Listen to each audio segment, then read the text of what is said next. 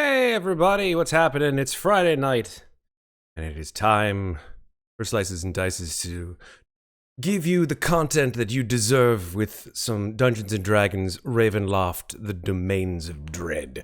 How's it going, everybody? I am your host for the evening, Matchy, and around me, I have my friends, and we're ready for some Ravenloft spooky dookies. And, yeah, how's everybody doing tonight? We're getting ready for Thanksgiving.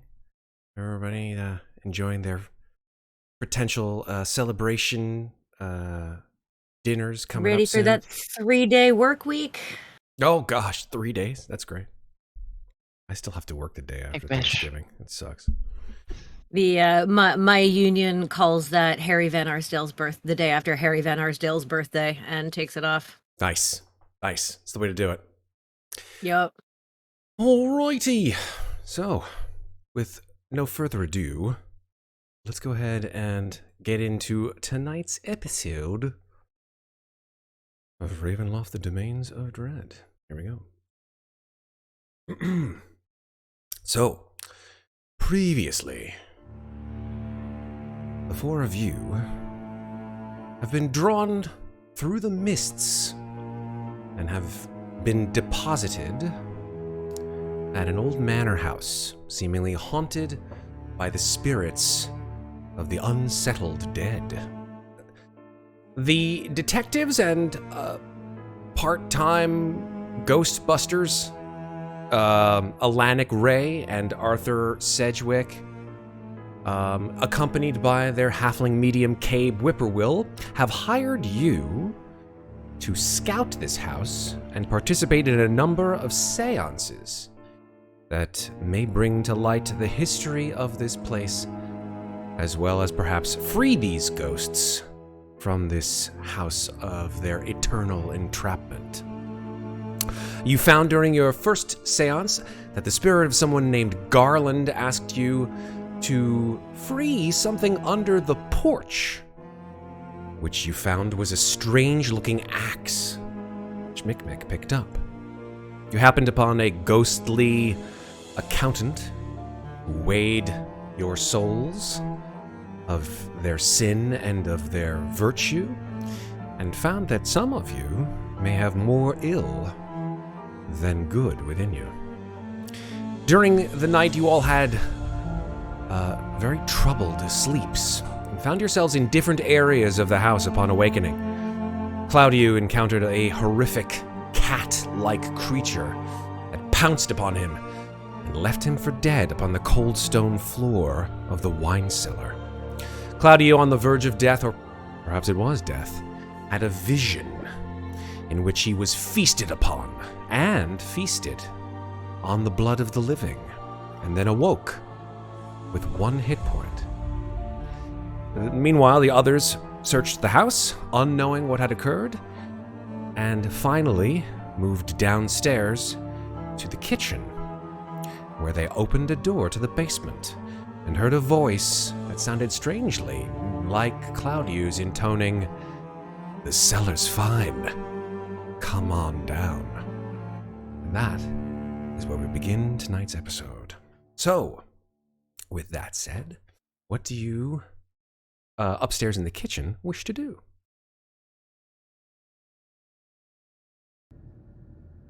Go into the cellar.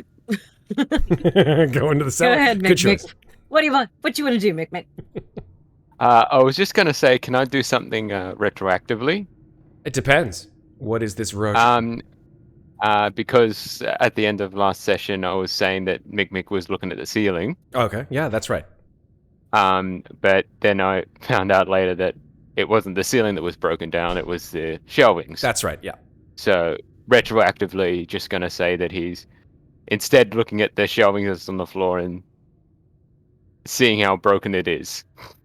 Yeah. And then Go ahead. he kind of hears Claudiu's voice coming from the sorrow, and it's like, what? Oh, okay. All right. Are you all right, small one? Slightly distracted. Yeah. I'm fine. Just,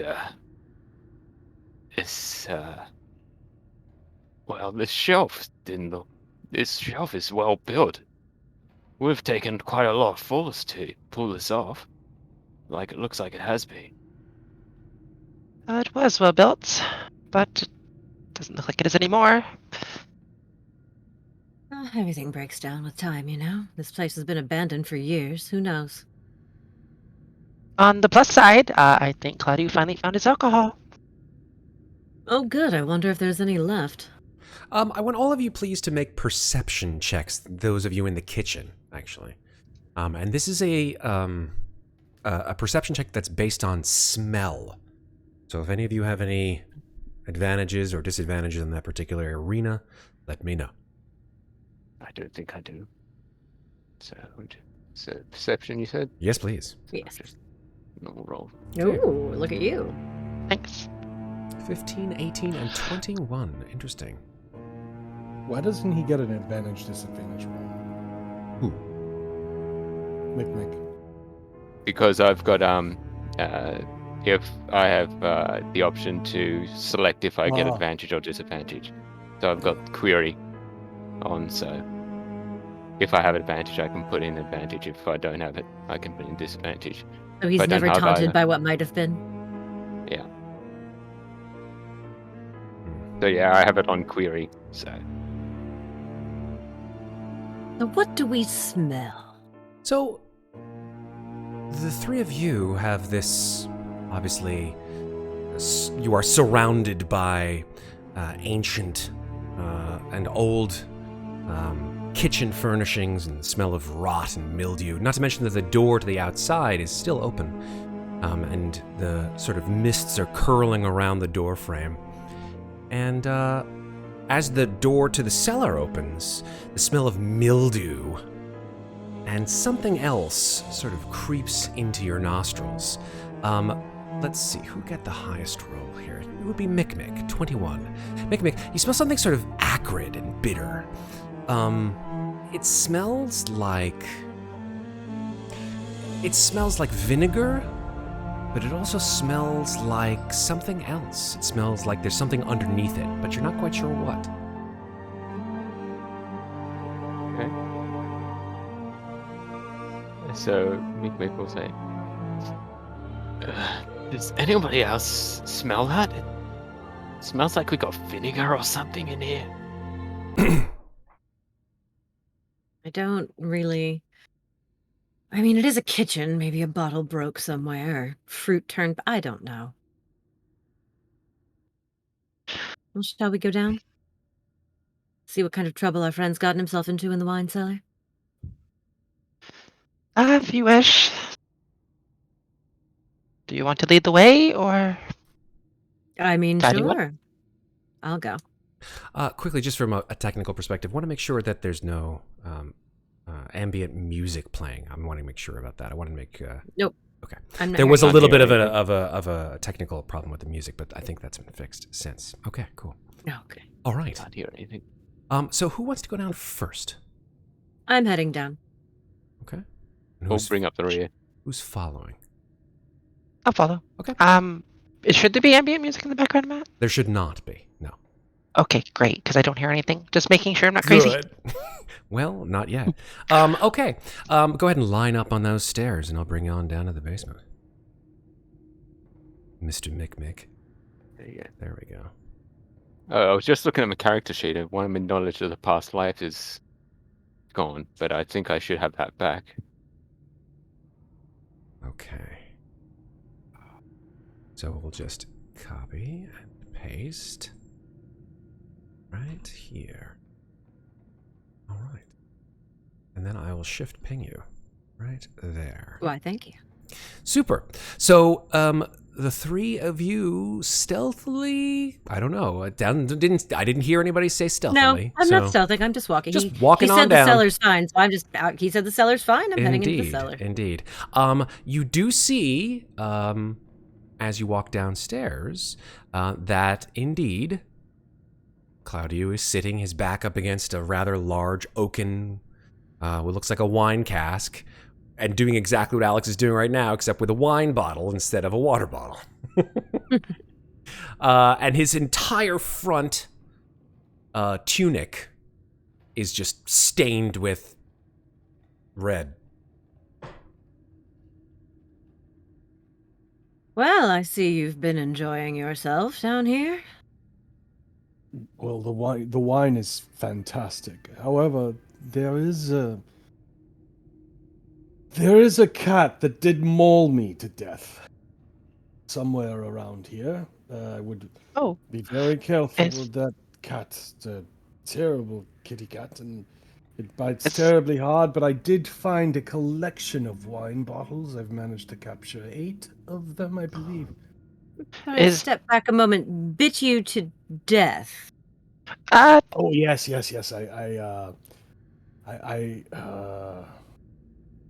I passed out. And then I'm I surprised awoke. by that. You seem like you got more of your wine on you than in you. Oh yes. I mean, it did maul me. But I Well, then have I been suppose- drinking this bottle of wine, so I'm pretty sure I was parched, really. Mm-hmm. Is this Are a you door? s- I mean, you look around this rather old cellar, and you do see that there is a door to the south. Well, I'm glad Careful. you're enjoying it. Be careful. Oh. Always am. There's a cat around here. I'm going to listen at the door for a cat. Okay, make a perception check, please. 22. You don't hear anything beyond the door at all, but you do hear in the room sounds of small sort of tapping, and it's coming from behind the wine racks to the east, and you hear it sort of like a skittering sound, like, and then clink, like something hitting a bottle, perhaps. Sort of look back at the others and say, well, I don't hear any cats, but there is definitely something behind that wine rack. It's a cat.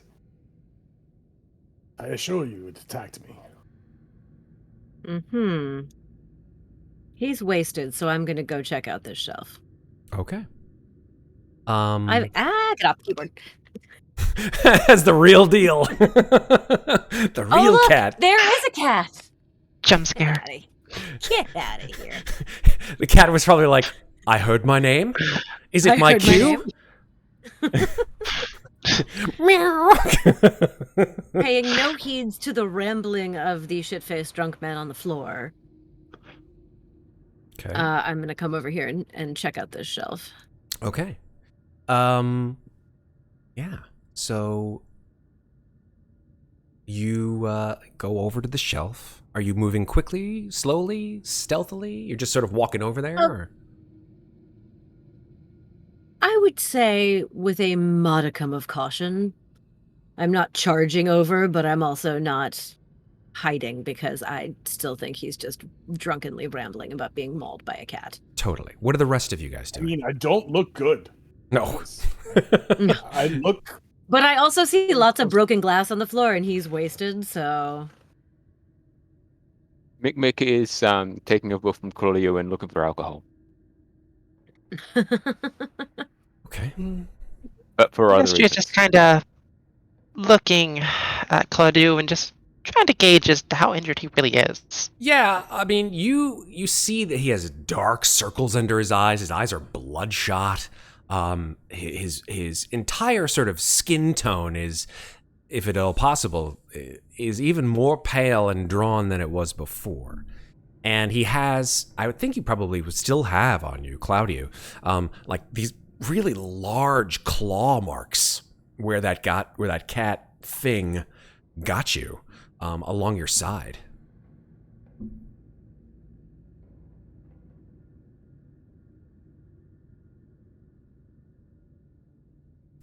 So, I guess, Amnestria, are you trying to gauge if he is actually injured?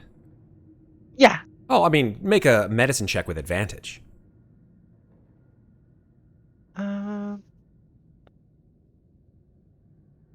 Okay.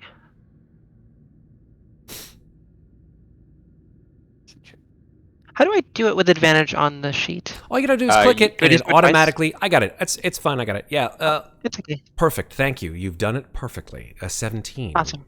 Yeah. It's clear to you, Amnestria, actually, that he is actually very badly hurt. And is perhaps drowning his pain in the suckers of the alcohol which he has in his hand.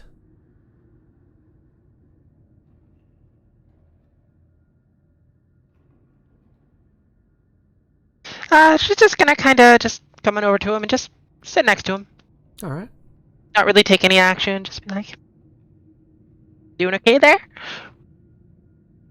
As I said, I was mauled by a cat. Would you like some wine?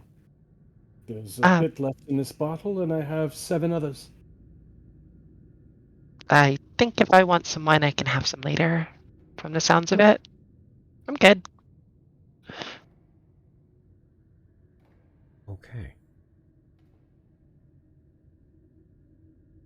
I'm going to do something very quickly. Okay. All right. Here we go. So, with that said, Mikmick, you Yes. are walking through the this aisle here, and there are broken bottles of glass on the ground, and you do see that there is this sort of reddish stain that seeps from the west underneath this wine rack here into your area.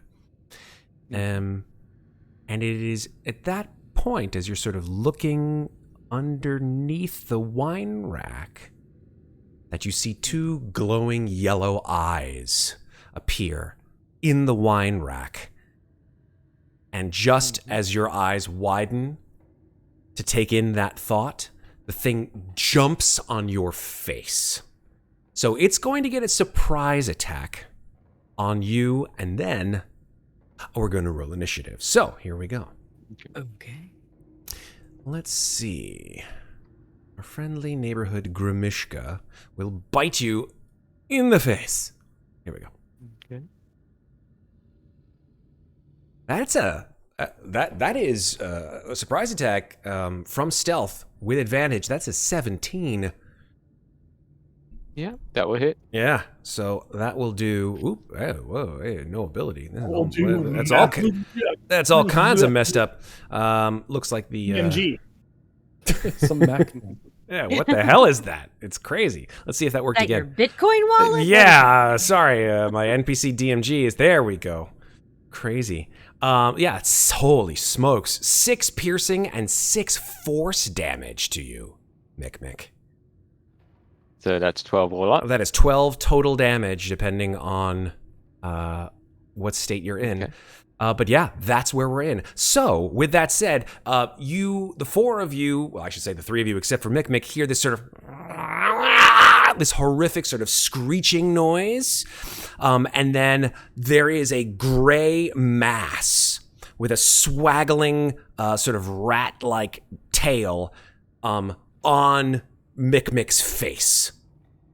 And that is when you hear that same sort of growling meow noise occur from 3 other places Oh, wow. in the room. And so, with that said, let's go ahead and roll initiative. I keep the same initiative? When did you have no, that was a previous fight, so let's do an initiative again for you, sir. Oh, Jesus. And that there, friends, is Milo, and it looks like he brought friends. Okay. Here we go. Let me bring out the kitty. Kitty! Yeah, kitty, kitty, kitty. Who knew cats could be so horrific? All right, here we go. Okay, initiative. A boo. Not too bad. All right, Muadnhait. You hear the sound of these horrific cat creatures, and one sort of leaps out from the wine rack in which it's been hiding in front of you, and let me bring it out for you right here. Yeah, I was gonna say if one. Oh yeah, absolutely. One appears. One appears on the sort of far down the wine rack, closer to the stairs, and one sort of jumps out of the wine rack closest to Amnestria, right there. So many evil kitties. So, the four cats. Go ahead. You may proceed. What do you wish to do? Just looking at the kitty directly in front of me, I begin to hum a gentle tune, so quietly that only this little kitty will hear, and I cast Dissonant Whispers. Oh God. It's a DC 13 Wisdom save for this kitty. Okay, here we go. By the way, Alex, I don't know why the output is that something coming from? It's coming from Roll20. Ugh, weird. We'll have to fix that we'll fix that in the break. I don't know what that's coming from. It's strange. I've seen that every once in a while. It happened for me. All right, that is a wisdom saving throw from the child kitty. Child Roland. That is a 13 on the dot. So he saves? He saves. If Well, your DC then is he 13. takes 6. Yeah, so he takes 6 psychic damage. Oh, okay. And he sadly does not have to run away from me, which is too bad. And then I will shout over the wine racks, Tiny One! I think it might be time to use that axe. I'm going to give him a Bardic Inspiration. Oh, very nice. Okay. All right. That's a D6. Bardic Inspiration to Mikmick. Very cool. All right. We are at Amnestria. Amnestria is going to just kind of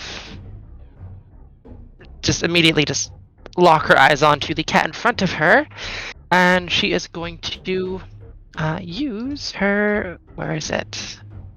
You can find it on my sheet. Abilities then? No. I'm trying to find her blood curse, but I'm not seeing it, and I haven't had to use it yet. So. What are you looking for? The blood curse that she can do. Yeah, it should be on your sheet.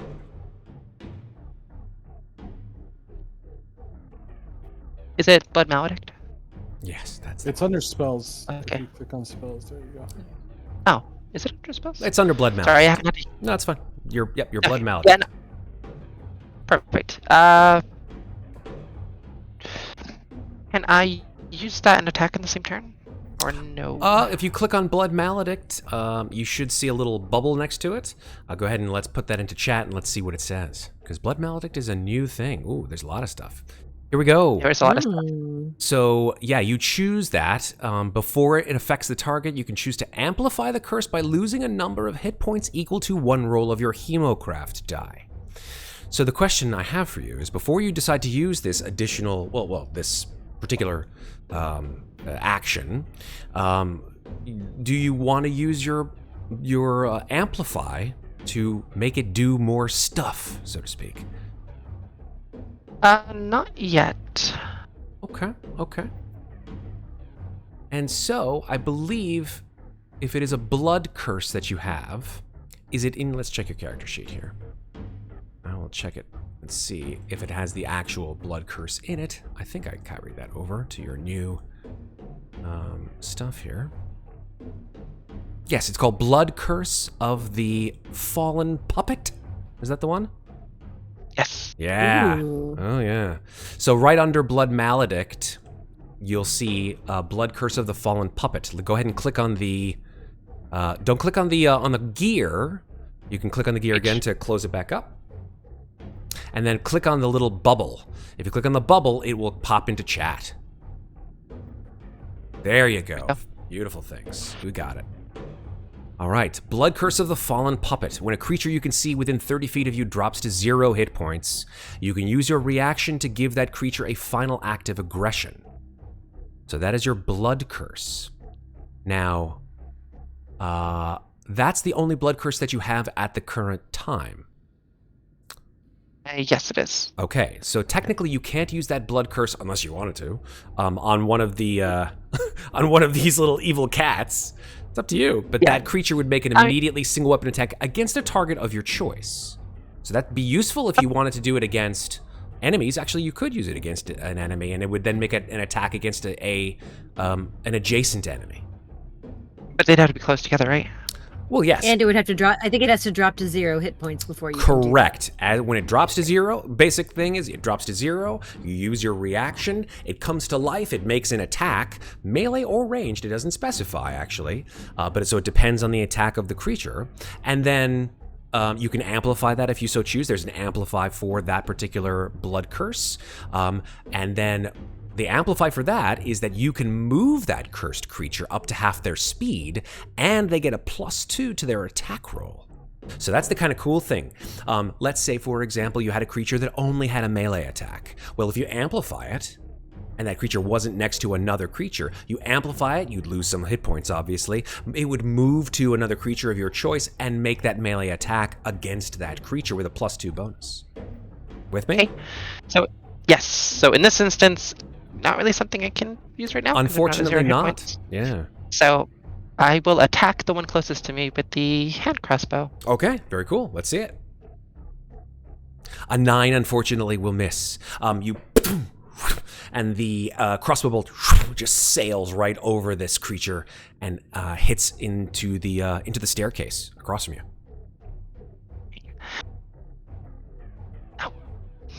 Do you want to move, or do you want to stay where you are? Stay where I am. Super duper. All right, Claudiu, it is your turn. What do you want to do? Well, seeing as I'm very wounded, Oh, super. I wounded. am going to move as far away as I can from these things. 5, 10, 15, 20, 25. On the table. I love it. And I am going to blast the one. Which one can I see? You can see. I would say certainly that one. Yes, absolutely. That one next to Amnestria, or very close to Amnestria. And I think from your position, you would probably be able to see that Muadnhait is also facing off against the creature down the way. The other two are too small for you to see at this point. Well, technically, there's one on his face. So yeah, you could see the one. You could see the one across the way next to Mikmick. And I'm going to use Jim's magic missile. All right. Nice. On which, or maybe on all of them. Who knows? Okay. You want all of your 3 bolts to go into that one? How many? It's 3 bolts. It is. Send 2 bolts into that one and 1 bolt into this one. Okay, so for Jim's magic missile, it's different from the regular magic missile. You actually have to roll a d20 for this one. For each bolt. That's correct. Right, well, it's a ranged spell attack, so you add your spell attack mod. Yeah. Let's just check those d20 rolls here, and they will be with your spell attack bonus of +5. 5. +5 to 5. each. Yeah, exactly. All right. 11, 10, and 20. 11, 10, and 20. Excellent. Okay. Here's what happens. Interesting. So, okay, and you're going to pump it into 2 of them, correct? Okay. So yeah, 2 here. 2 in one and 1 in the other. All right. So as you cast this spell, the cat-like creature, this Grimishka, sort of looks at you like, and 2 of the bolts go, and I'd like you to please roll a d6 for me. I'm the one rolling the d6. You are. I know what these things do. I forgot what these things do. You haven't yet seen it. Yeah, there you go. The character hasn't. Okay. Go ahead and roll your damage. So 2d4 for the 2 that hit that creature. +5, right? Okay, so their AC is 10. It's just 2d4. And again for the second And one? one more for the second bolt.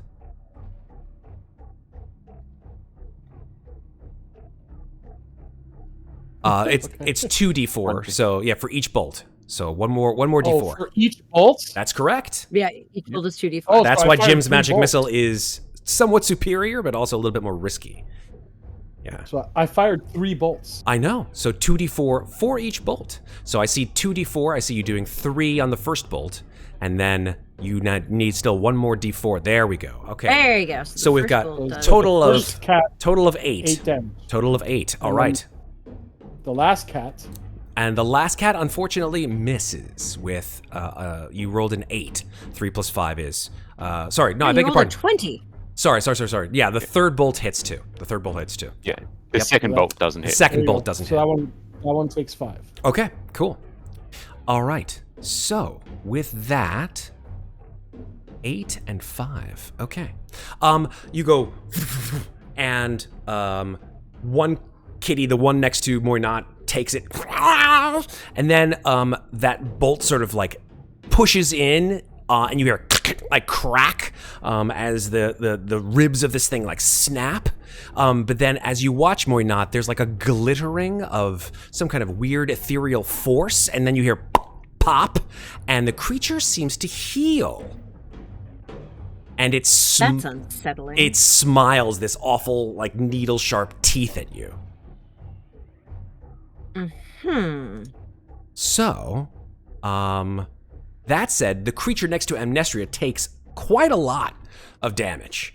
And it, however, it sort of like, boom, it gets hit by 2 bolts.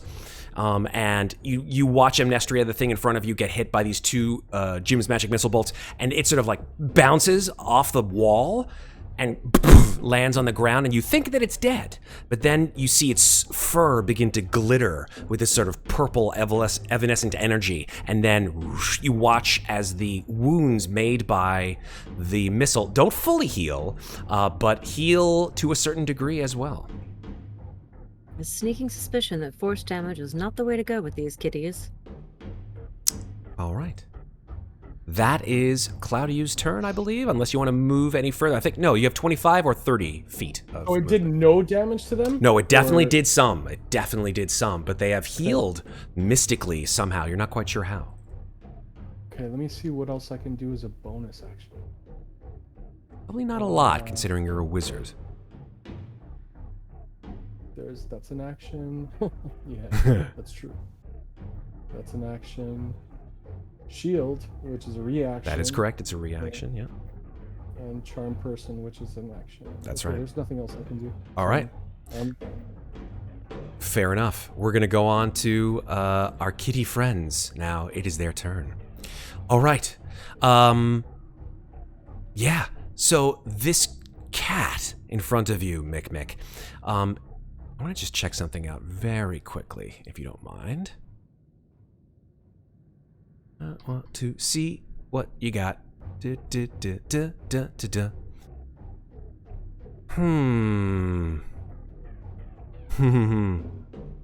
Please make a wisdom saving throw. Wiz save? Okay. Yes, please. Wiz save. Where are we? Oh, that's a 9. 9. The cat sort of is lurching in front of you and just like is about to hit you in the with another claw attack, and all of a sudden you hear a voice in your head. It whispers to you. It says, "Kill it, kill it." Make a single melee attack. This is Okay, with not the as battle part. axe? This is not as part of your action. Yes, with that battle axe. Okay. And I'll use it two-handed because I can't use it one-handed. Absolutely. So just a normal roll. 18. Nice. And 18 hits. You give it a huge hit. You watch as the cat almost sort of splits in 2 from this thing, but it is not dead. It's hewn. You see like the rib cage and all of the sinew and muscle underneath it, and it's just like, and it picks itself off the ground and starts to slash at your heel. So it's going to make a single attack with its claws on you. Here we go. Technically, it's a bite, but I'm going to flavor it as a claw attack. That's an 18 to hit. 18 will hit. Okay. Whew. That is 6 piercing and 3 force damage. Ooh. 6 piercing and 3. So that's 9 total. Correct. Yeah. Guess How what? you doing, Mickey? Oh no! Down?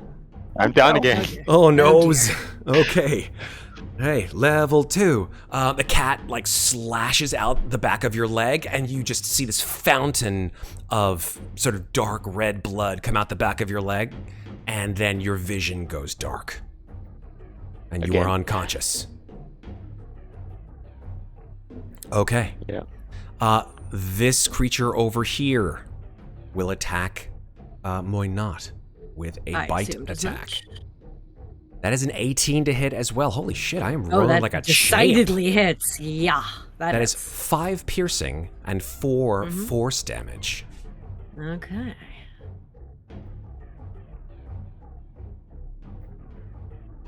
Ah, come on, number lock. There we go. Nope, not -9 hit points. Try again.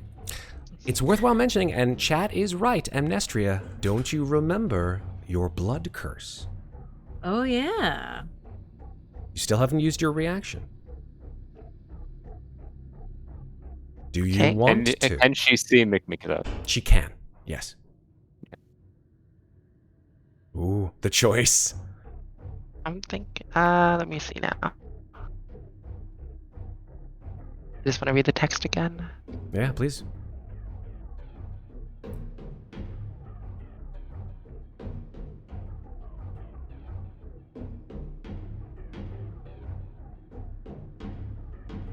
Meanwhile, whilst that is occurring, the creature, well, she's like, should I use my blood curse? The cat's like, and then it just jumps on you and tries to bite you. Why are you waiting? Let's do it. Yeah, that's a 7, so that'll miss you, Amnestria. All right, so you use your blood curse. Your vision sort of like solidifies for a second, Mikmick, and you're able to make a single melee attack with your axe against this creature. Well, this is fun. I've got 2 attacks with my battle axe, but I haven't even had a turn yet. You have not had a turn yet. 91. Teach this kitty a lesson. Ah, Oh, damn only it. a 5. Do you want to flavor this blood curse? I don't even know what this blood curse looks like. Actually, Like, yeah, tell us what it looks like, Amnestria. Oh, when you do have a the you blood can curse. roll a d6. If you roll a 6, you'll hit. or I actually have an actual inspiration. That's true. Oh, you yeah. do. You do. So you can roll it again if you want. An actual inspiration is just re-roll, right? That's correct. Yes. And yeah. you, So I'll, Take the higher I'll of just the hit it again. actually, you don't take the higher 2. You take whatever you get on this next roll. Yeah. So That's a 14, 14. and There you will go. hit, absolutely, doing 8 slashing, and that, my friend, is enough to kill this particular cat. As you sort of and then fall unconscious, because the reaction, unfortunately, is only temporary. The cat itself is hewn, the head just pops right off, and as it pops off, you just and lands on the ground and starts to sort of like glow a little bit with like purplish sort of sparkles in a way. That's all. And then, Mikmick, you go unconscious. Yep. All right. We haven't talked about this particular little kitty over here. One more Grimish kitty. One more kitty. Let's see something, Mr. Kitty.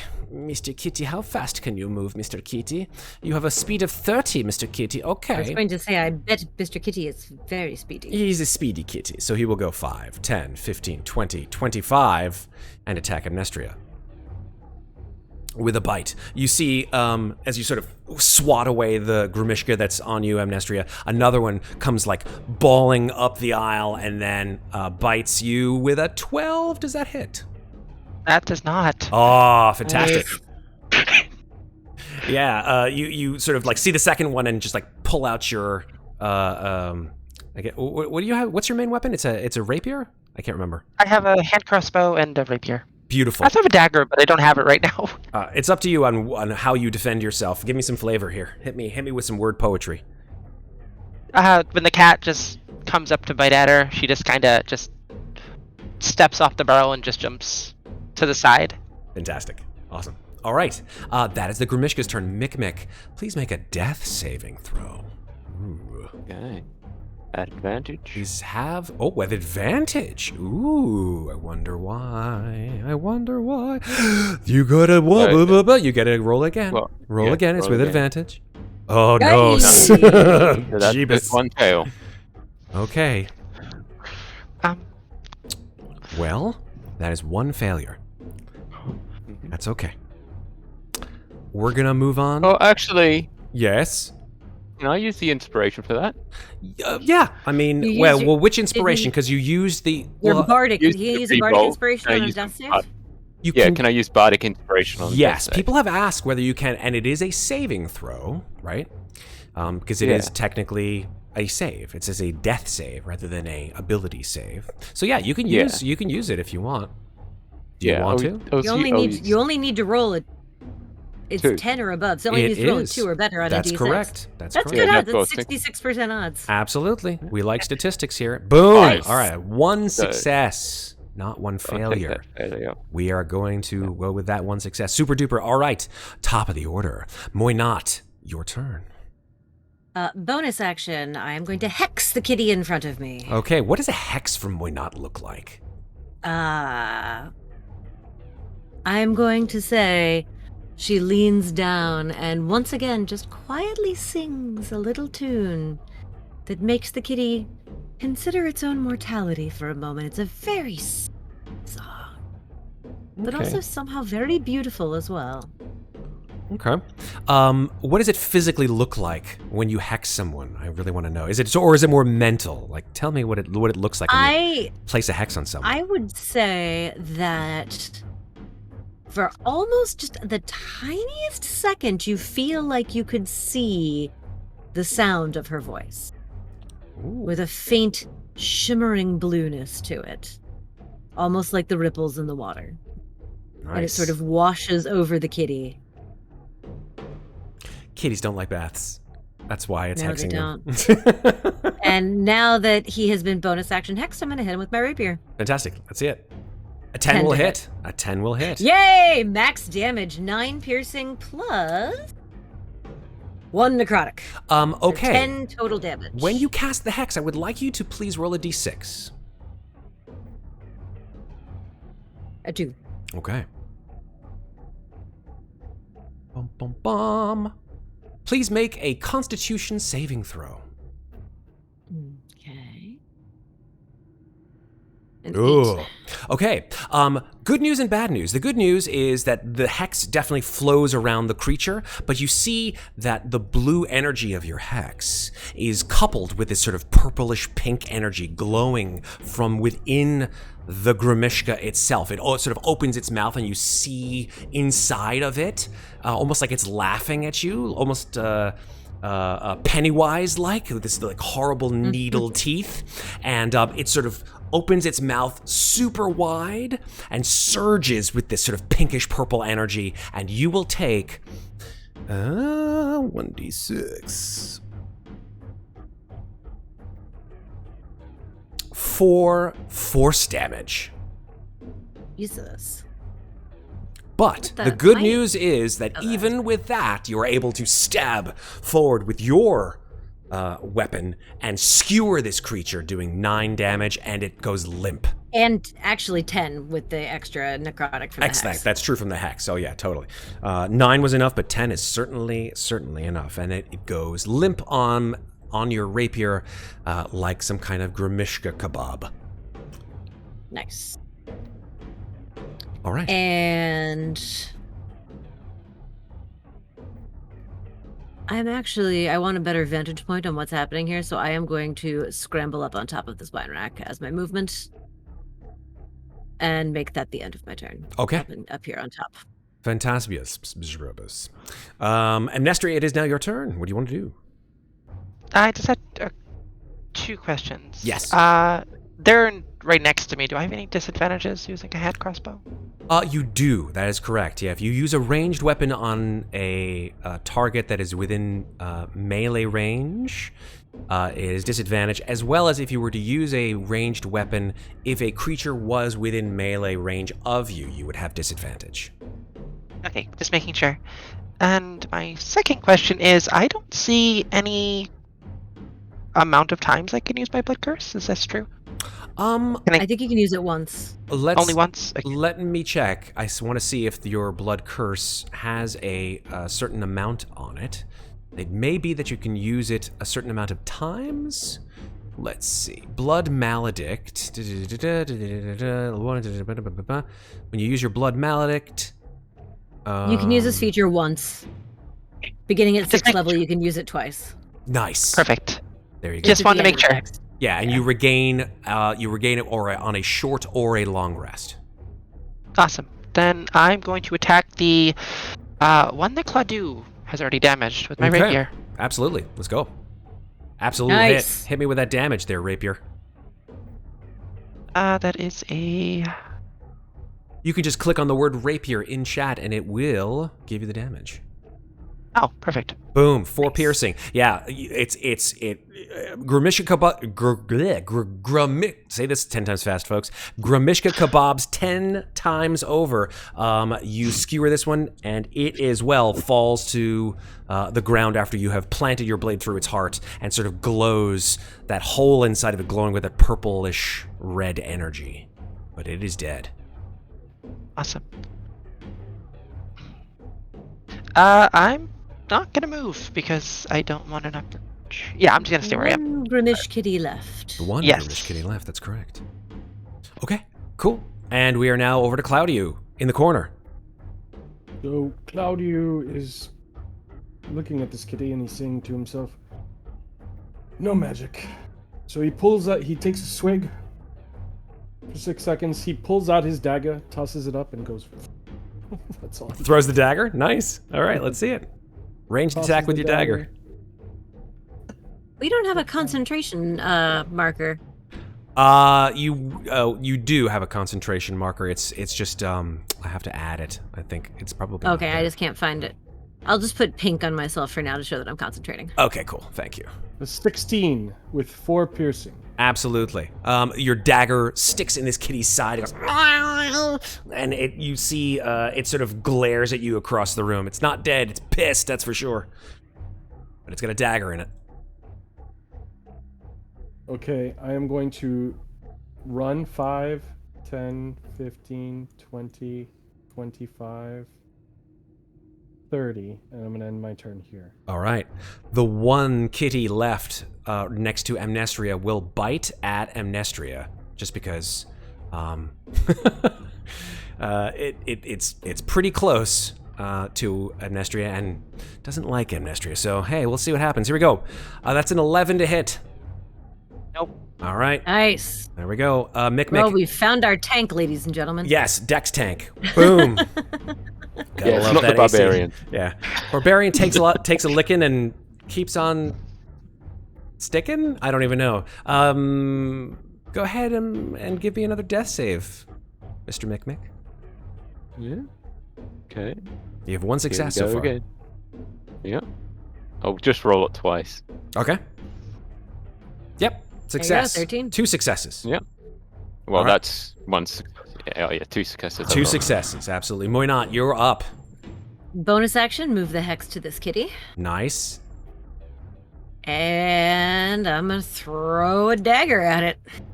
Alrighty. Wait, hold on. Let me see. You're Tilden's, kind of you kind of got this wine rack. Whenever in I the hit way. it with an attack. Oh, but I'm standing on top of a wine rack, so I should be able to see it. from Okay, top. okay. I didn't. You are standing on top of that wine rack. That's correct. Yeah, You sort I'm of just climbed up on top. Checking. Okay, that's a saving throw, not an attack. So yeah, I do have to throw the dagger. That's what I was figuring out. All right, throwing Double daggers. the dagger at the Grimish kitty. 10 will hit. 10 to hit. Yep. Hold on. 3 plus 1d6.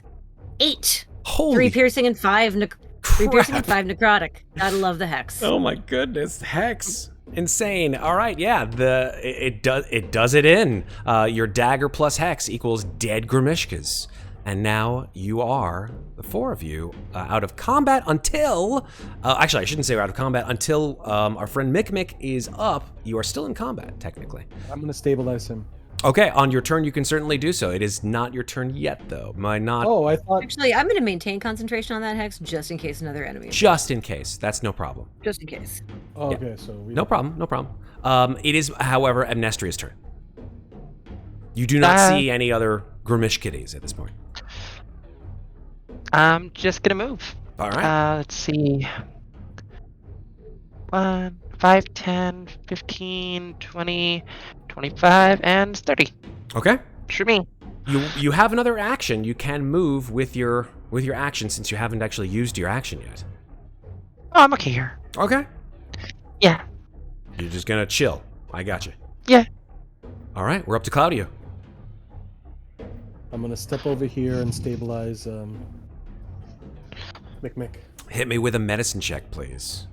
You have to do a medicine check for stabilization? That is correct. Medicine check 10 or above will stabilize. Okay. That is a 13, and that is a success. Mikmick, you are no longer dying. You are, however, unconscious still. But with that, you are all out of combat. That's great, but I'm going to look over at Mikmick and I'm going to say, would you like that wine now? He's still unconscious. Unfortunately, he cannot hear you. Yeah. Oh, he's still unconscious? I'm going to... Oh, yeah, very much so. Unconscious. Yeah, He's just stabilized stable. doesn't He's re- just not dying. Exactly. Yes. I'm going to climb down from the wine rack and say, well, I apologize for not believing you about the cat. Oh, I could. Oh, this give a isn't like shit. any cat I've ever seen. You are quite pleasant, aren't you? I'm actually gonna just like take a moment to like poke at this dead Grimish kitty because I was very curious about this. The fact that I saw energy inside it when I cast a spell on it. Can I figure out anything about what made this creature tick? Make an Arcana check. Probably not going to be great, but 16. Yeah, you sort of see these wisps and motes of purplish red energy floating out of the creature's body, almost like residual arcane magics that are resident within the body matter of these cats themselves. You think, based on the fight that just occurred in the last 10 or 15 seconds, that these Grimishkas, these sort of horrific cats, are somehow either affected by magic or were created perhaps by magic, that there's some kind of tie with the magical energies emitted by everything that could potentially do so, and these creatures. Who knows why? That's what you can gain.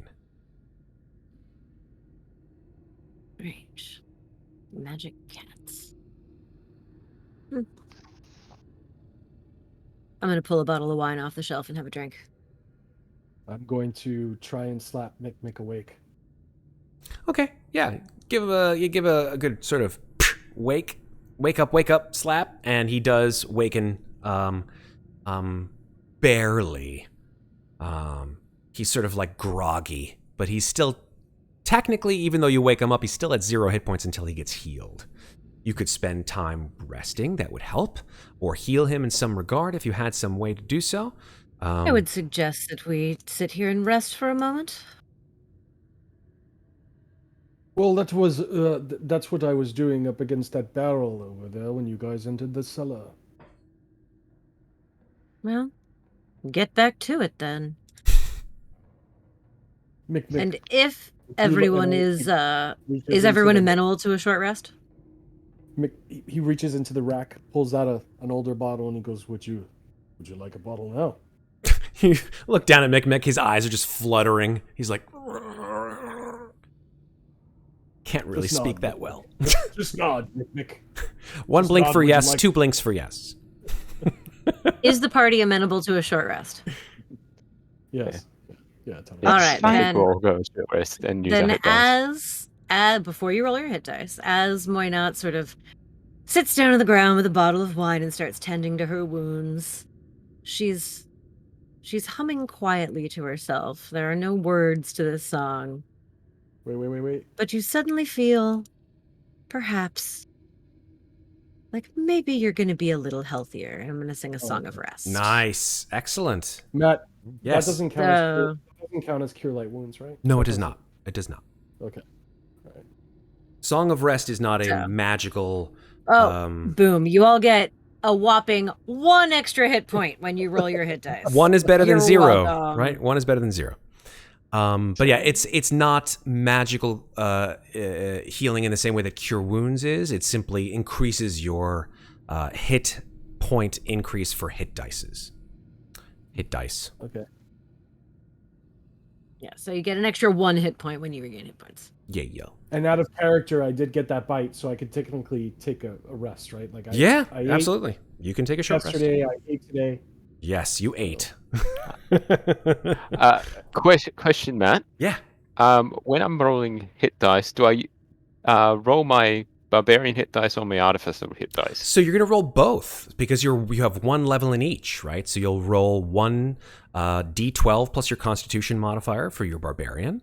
And then I believe artificers are d8.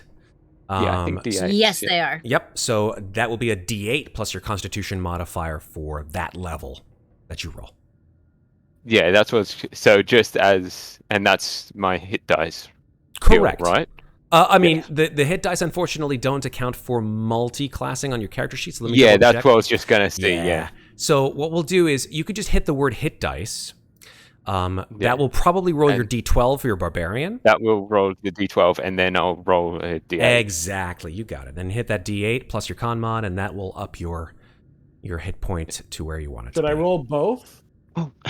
I saw you roll. Where did you roll? You can roll both, yes. Yes, you can certainly roll because you're at level 2. You can roll 2d6. Okay. You rolled it a 5, so that brings you up 5 hit points, and then another 6. So that's a total of I'm 11 fully- up. You're at full? Yeah, I'm full. Fantastic. After 1 hit dice, I'm. Good stuff. So you still have your shush artificer you. hit dice. And that's without the Song of Rest, I don't think. Not So one 13 hit plus dice. 8. Yeah, 13 plus 8. So yeah, you used both of your hit dice is what I'm saying, I guess. Oh, is that both hit dice? Okay. Yeah, it is both. Okay. No, you don't. Yeah, you don't get 1 each for each level. That would No, be like double, that's- Yeah, double that's hit what- dice for multi-classing. Yeah. That would be insane. All the hit Yeah. dice. Yeah, did you see that? So, Did you see that yeah, roll? use down? all my I hit did, dice. sir. Welcome back to El Balthanville. I'm very happy for you. So now I'm just gonna say it. I'm not gonna whisper to you because it's not really a surprise. Fair. Yeah, It's go ahead. not a culture thing. I'm gonna walk over here and that half bottle of wine that I finished that I put in my bag. I'm gonna take that half bottle out, and whichever Grimishka is bleeding the most, I'm gonna take that blood. I'm gonna mix it into the bottle with the alcohol and kind of swoosh it around, and then put the cork back on it and stick it in my bag. Okay. Can I ask if I see that? I know he rolled a 25 stealth. Can I roll to see if I see that? You can make a perception check. You'll have to beat his 25 stealth. Oh, so close. That was good. It's pretty good. 23. Yeah. I like to say that with a 23, like out of the corner of my eye, I see that he's doing something, but Yeah. it doesn't catch my interest enough to pay attention. There you go. There you go. Next time, instead of doing a stealth check, though, Alex, you're going to need to do this with sleight of hand because that's technically what you did. Oh no, I went behind this thing and I went into stealth. Oh, went into stealth. Boo! Nobody sees me. No. I hid behind this wine rack. I gotcha. Okay. So then, then if that's the case, then yeah, that works. That works well. Cool. All right. While paying attention to them, Yeah, I'm loving it. Sneaky like. Very nice. All right, so you've taken your short rest. You've healed up. Amnestria, you get your blood maledict back because it's on a long and or a short rest that you get those back. And those of you who have other things, I think, and on a short rest, you get those back too. I think as a wizard, you have arcane recovery. which allows you to regain one spell slot. That's correct. Yeah. And I only spent one, so That's correct. Awesome. I only get bardic inspiration back On- after a long That is rest. correct, Bard. I'm actually kind of glad the first time around that I didn't use magic missile or anything against these guys. You did the first time around, yeah. Yeah. The first time he was just fighting with his rapier. If I use magic missile, I'm gonna fry it, and Matt's gonna say, you can't. That thing. Well, out of game. The reason why I asked you to roll a d6 is because the effect of magic is very random on these creatures. Yeah. No, I figured. Yeah, I figured. Yeah. You roll a 1 or a 2, I guess, and you take force damage. You roll a 3 or a 4, and they heal. What happens if you roll a 5 or a 6? I guess you'll have to fight them again and find out. That's not. Also, I just want to throw this out there because this was a new thing from Tasha's. With Bardic Inspiration, there is now also Magical Inspiration. So if you have my Bardic Inspiration die, you can either use it to add it to an attack roll, an ability check, or a saving throw. You can also add to damage or healing. So that's an option. Spells, that is an option for specifically. Tasha's. Yeah, that's correct. Yeah. Matt, But I felt like it worked with Muadnħait, so I put it on my sheet. Okay, so I was cool. just letting you know Am I it was there. still under the effect of a bless? For the next 24 hours from when you got it. It was like Yeah, it was yesterday. at night. Well, we've It had was a at long night, rest and this since is the afternoon. You haven't had a long rest. Well, you have had a long rest, but that doesn't matter because it's 24 hours. So yeah, I think it's getting close to that 24-hour mark. Right? But not yet. It's not quite night. But once I use it, it's gone. That's, well, once it's gone, it's No, gone. bless. Bless is, you're Bless just under a lasts. bless effect for 24 hours. You can always roll d4s with bless. Like it's not like a one and done like guidance. So technically, that whole thing with the Jim's Magic Missile, you could have rolled bless on. Because any attack roll, you get to roll that d4 on. Cool. All right. So. I forgot to give a thing. Yes. Yours is coming out. Yours is going to expire as well soon, Amnestria. But it's a good thing. I could have used those on my death save, but I didn't. That's Yeah. true. Actually, no. I think it's attack rolls and ability scores. I have to check bless. Saving I throws. don't think it's saving throws too. Let me check I bless. just read it. Oh, it I is. just read it. Okay, cool. Well, D4 congratulations. number roll attack rolls and or saving throws. Beautiful. Okay. Yeah, It it's looks not like, ability checks, it's attacks and saves. Well, to offset that, Claudiu, we've had a redemption in chat from our friend Tauron, who has given you inspiration. Thank you. Thank you, man. So you can use that whenever you want. Just mark off inspiration on your thing, and you're good to go. All right, so the short rest is over, folks. What do you want to do?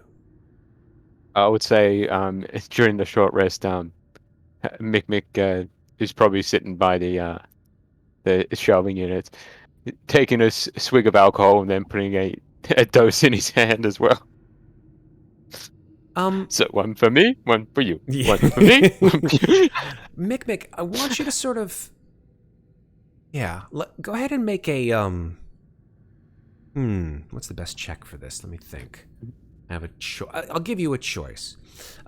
Either make a raw charisma check of your kind, whatever one you want, whether it be intimidation, deception, persuasion, what have you, or a raw intelligence check. So you tell me, charisma or intelligence? Question is, do I want this to fail or do I want this to succeed? That's your choice. That's why I gave you the choice. For the fun, I'll do a charisma because Yeah, that would go. That's gonna charismatic be. barbarian. I like this. I'm not a charismatic barbarian. That's why I want to do it for fun. Oh, jeez. So can I just what? Performance? Yeah, just hit. 'Cause that's No. Just hit the charisma button on your abilities, and let's see what happens. Oh, just straight charisma. Just okay. straight, raw charisma check. Okay. Oh, 15. 15 though. Who knew? What's your Okay. -1? As Yep. you sort of dole out the wine or something like that, you hear sort of these strange whispers. You can't really make out the words, but you sort of look down at the source of where this noise is coming from, and you see that the axe is making these whispery noises. It would be. I'm just trying to think of what Mikmick would do in that case. Because he's, yeah, I don't think he would say anything. Because... Okay. Yeah. Though, just a question. Yeah. You mentioned, last week it was a +1 axe, and it requires attunement. So, yes. To get that +1, do I need to attune to it? Yes. Because I haven't attuned to it. That is correct. That's the reason why you didn't have a +1 on the attacks. Yeah. Or the damage. Yeah. I was just double checking that. Yeah. Yeah. Yeah. Did you want to attune to that axe? Not yet. Okay. Oh, come on, attune to the cursed item, it'll be fun. There's a reason why Mikmick doesn't want to attune to it yet. I'm just joking. Do whatever you want. I was just being silly. I could identify. There's a reason. Well, I'm going to go and open the door that doesn't have cats behind it. Would you like me to identify it for you, Mikmick? I've already identified it. It's, well, from what I figured out, it was Dr. Enzel's acts. So, it could have quite a bit of bad vibes coming from it. So, Well, identify would let you know if it was cursed, right? Actually, no. Character. Identify does not No. let you know whether something is cursed or not. Mm-hmm. Does it? That's correct. Trust me. rules as written. That's why it's fun. I know. I have used many a cursed item in my games, and everyone's like, I'll just cast Identify, and that'll tell me if it's cursed or not. And I'm like, go for it. And they're like, okay, I cast Identify, and I'm like, it's clearly not cursed. And then they're like, great, I attuned to it. And like 3 sessions later, they're like, but you told me it wasn't cursed. I'm like, Identify doesn't tell you that cursed items are cursed. They're like, you fucking... I'm like, okay, let's roll initiative. But it does say you learn whether any spells are affecting the atom. And Correct. what they are. You will learn spells and or effects. But if something is cursed, that's the secret sauce that you don't get to. Yeah, that's legend lore, isn't it?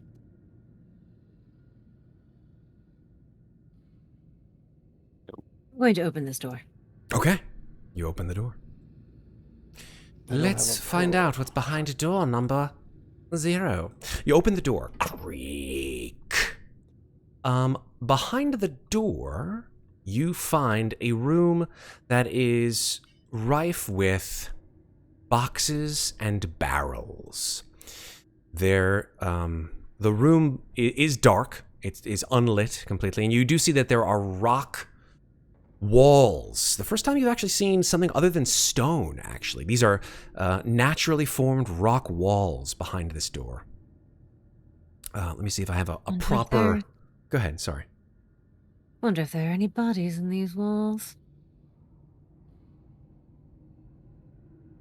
I'm going to step into the room. All right. I'll give you a proper I description. assume you're looking for ambience. Oh, you're looking for the description. Well, both the ambience and the description itself. Here we go. Yes, here we are. Yeah, old furnishings, rotten pantry stables, and boxes of mundane junk fill this musty storage space.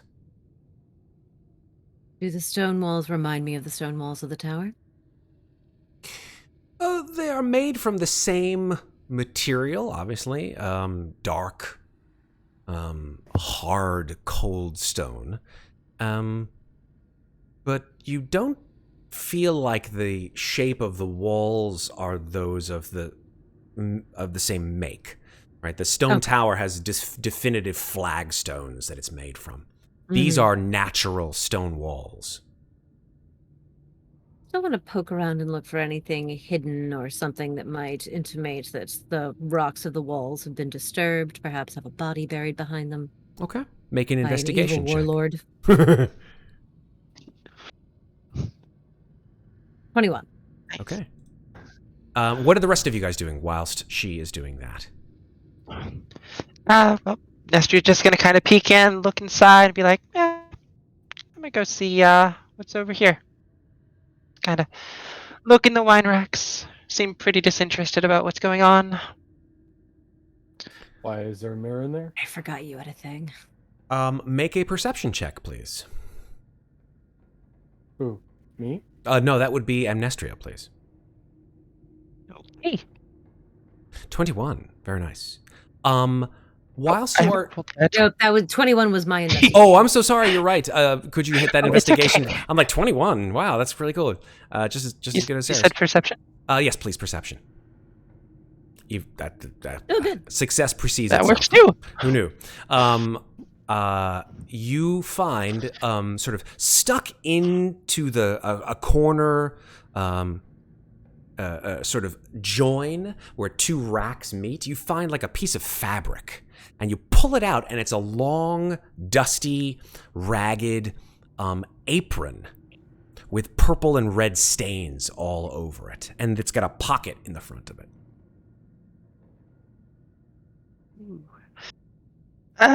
Just gonna tend to take it out, like pull it up, just kind of examine it, notice there's a pocket, and be like, "Ooh, pockets," and just kind of just take it and stuff it in her What girl pocket. doesn't like pockets?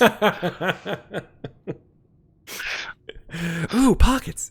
I'm going to make that a thing for the entire campaign. Ooh, this dress has pockets. Pocket. Ooh, this monster has pockets. I'm going to stick my hand in it. I love your armor. Thanks, it has pockets. Did you say there was a mirror in that room? Is there a mirror in the room that that Muadnhait is in? Yeah. No, there is a they're just old furnishings and rotten pantry staples and boxes of junk. No mirror. Okay. Did you say that you wanted to check the pockets out? I'm sorry, Amnestria. Apologies. Yeah, she had looked inside, just Cool. Yeah. stuck her hand in there, see if there's anything in there. There is actually. There's something cold and hard and sort of cylindrical inside. Hey, take it out then. You take it See out. what it is. It is I don't know if you know what I'm going to horribly pronounce this wrong, but I'm pretty sure this is the way it's pronounced. A taste vin. Do you know what a taste vin is? No idea what that is. Okay, so a taste vin is utilized by vintners, winemakers, shall we say? And how do you pronounce taste vin? I'm actually going to I'm gonna play taste vin to chat. Let's see if I get it right. Here we go. Taste vin. It is taste vin. Okay, so I got it right, folks. Who knew? Like the metal tube thing with a hole in it that you used to dip into a wine cask and taste the wine. Yes, that is exactly Oh, correct. those things are so cool. And they usually have a chain around it too. They make them out of bamboo down in Peru. Well, this one is definitely not made out of bamboo. It's made out of some kind of metal, silver or perhaps steel. But you see that the one end of it looks like what you expect to put into a wine bottle, but the other end looks like a key. Kind of look at it, just be like, "Yeah, I don't really want this." Just set it down on the table or on top of the wine thing. Just leave it there. Where all the countertops where all the wine was. Okay. Yeah. So you're She has no idea what it is. She's gonna leave it there. You're gonna leave the key there? Fantastic. I love it. Yeah. Okay. Cool. What is Mikmick doing? I think Mikmick is still just sitting down by the wine racks, but he's looking at his hand, seeing that it now can hold components, and he's wondering what he has in the hand. Right. So you're referring to the little compartment inside your gauntlet, correct? Yeah. Yes. Okay. If it contains anything else that other than what he knows that's currently in there.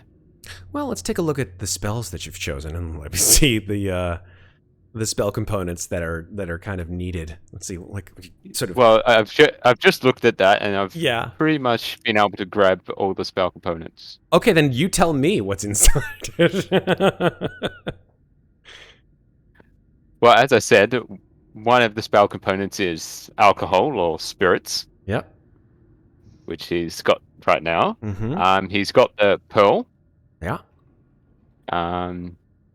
Let's see, an owl feather, but that's not anything.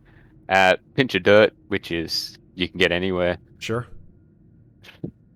and that's basically all the components that he needs. Okay. I would say then, Except sort for of. maybe phosphorescent moss, maybe. I'm going to go ahead and say that if you're going to go ahead and categorize spell components for the spells that you're using, which is always fun for the DM. Yep. Then they are inside that gauntlet. Yeah, that's for the fun. I'm going to be calling it the Hand of Holding. The Hand of Holding. Love it. Beautiful Is things. he making up spells now? What is happening? No, he's not making them up. He's just getting the spell components for them from inside his gauntlet. Yes, the gauntlet's basically a component bag.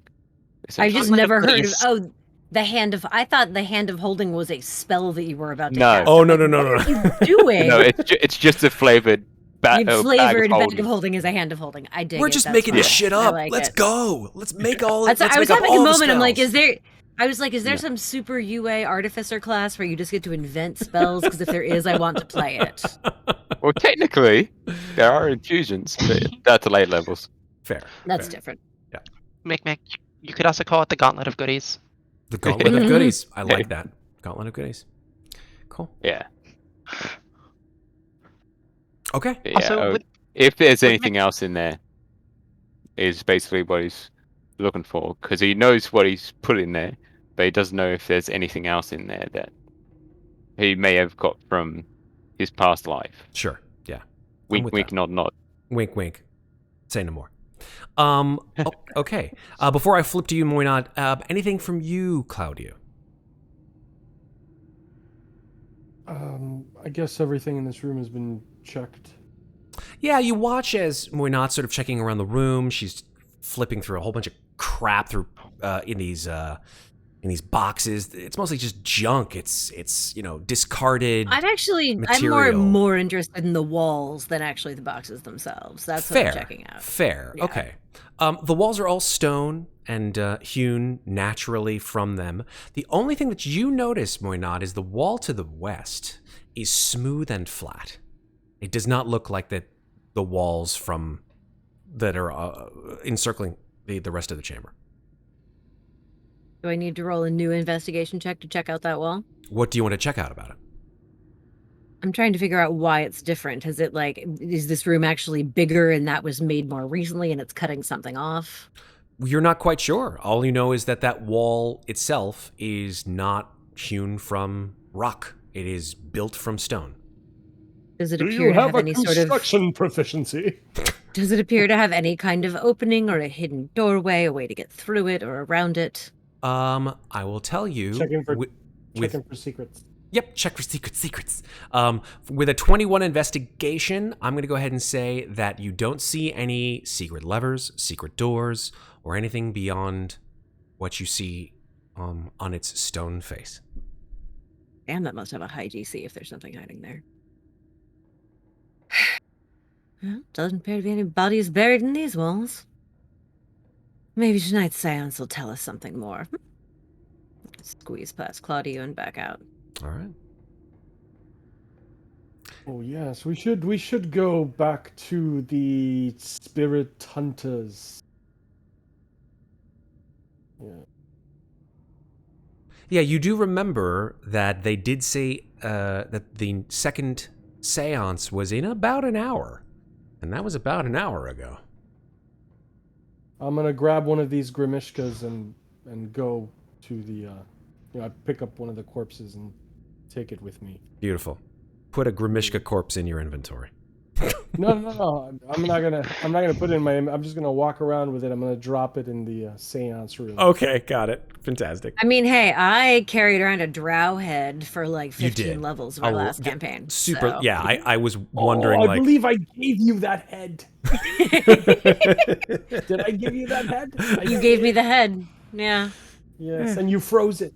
I froze it. We just said that like every morning when I woke up, I hit it with another ray of frost to keep Yep. it frozen. It was like your morning ritual. You wake up, you stretch, you have brush some your coffee, teeth, freeze the head. freeze the head. Exactly. Yep. Matt, what did you say that item that she found was called? A taste remember? vin. I'm just curious what it looks like. Yeah, like I said, it is. It's sort of a round. One end of it is round, sort of like a. Like it would be used as a stopper potentially, and then has a long. Oh, I'm thinking of a different thing. But You probably yes. are. That's okay. You can Google taste vin. Those of you who are watching. Yeah, I just did. Cool. And then it sort of tapers down to a point, and then that point has like key notches on the end of it. So it seems to double as both a taste vin, a very stylish one that maybe if you sold, it would probably give you a decent price, but also as a key.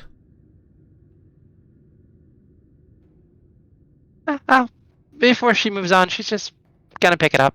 Oh, Just- the one that you left Yeah, behind? why not? Yeah, pick it up. I mean, she's I been said- standing there this entire time, just kind of staring at it. That's I sent you a picture on Discord, Maeve. awesome. I will get myself back in the map and be like, well, this was interesting. I'm gonna kind of scowl and like nudge one of the Grimish kitties with my foot as I pass it just to make sure they're actually dead. Oh yeah, super dead. Ugh, land creatures. So many limbs. Do the four of you wish to ascend the stairs up to the first floor? Yes, but I believe somebody else should lead the way, as I don't know how I got here. God, you really are drunk. I'll go past him and lead the way up. Bring up the rear. When Amnestria goes up the stairs, she's going to grab the arrow that's just kind of jammed into the wall nearby. No, that's fantastic. Actually, yeah. it's a worthwhile mention. This is the first time that your arrow has been in a place where it could potentially have broken. So let's and since we did say that we pick were up my dagger from the Grimish kitty as well. that's I would expect that you guys would have probably pulled your daggers out since they were not affected. But yeah, Amnestria, please roll a d20. 10 or above, it's fine. 1 through 9, it ain't. Oof. Okay, so that's one broken arrow. Broken arrow. One broken Well, crossbow bolt, I should say. Oh, actually, I didn't roll for the one I took out of the. No, that door frame one's still there. Never mind. Yep. I'm thinking of the one that was in the door frame outside. Yep. I never picked that up. You Or on did the not. porch. Yeah, on the porch. Yeah. So no worries. Cool. All right, so I will go ahead and move you guys now back to the first floor, and we'll see what occurs there. Right, off you go, and back you go.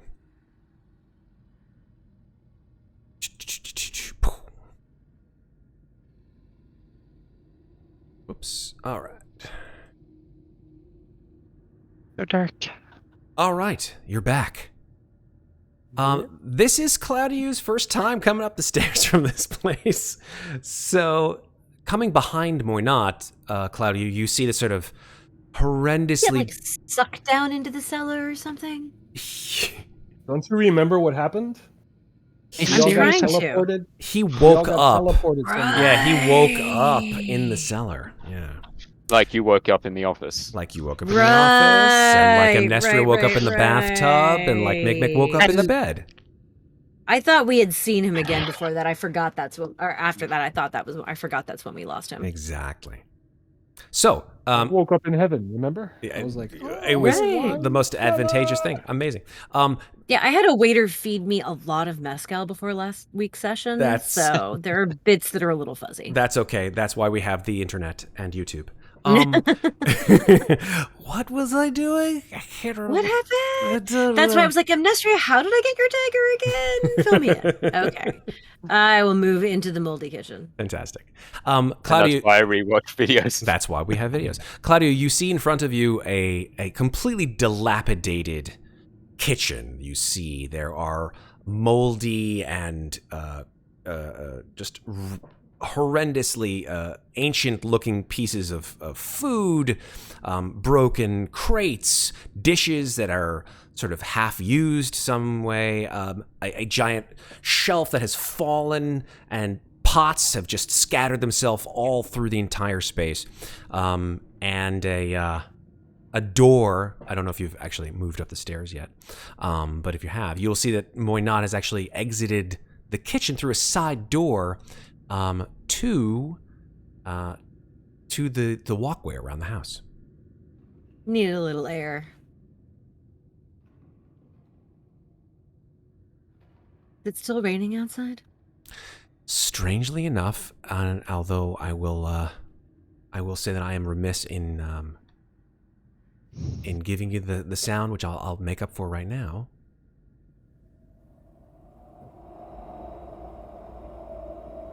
The wind howls through the night, and of course, you hear the sound of a dark storm above you, pissing down rain. Soaking up a little moisture on the walkway while everyone makes their way up the stairs.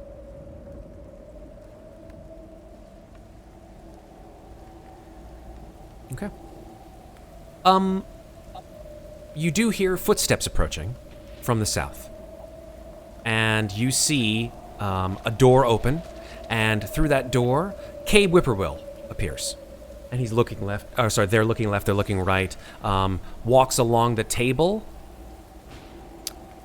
and then sort of sees you, Amnestria, and walks into the room and says, I've been looking for you everywhere. Hey, are you guys okay? I mean, I'm fine. You look a little different. Oh, there's... Like, your hair's different. Never mind. Is everybody okay? You guys look all messed up. Well, I was mauled by a cat. And I hold up the corpse of the cat. We were all actually mauled by these cats. I mean, maybe except her. But the rest of us were mauled by these cats. Cabe looks at you and goes, I figured this Cats? would be useful, this corpse.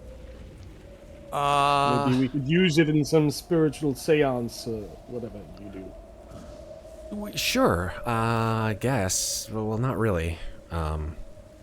Yeah, cats are not used as, I mean, I have the spirit board, so I don't really use the, yeah. Well, here, take the corpse. And I hand him the...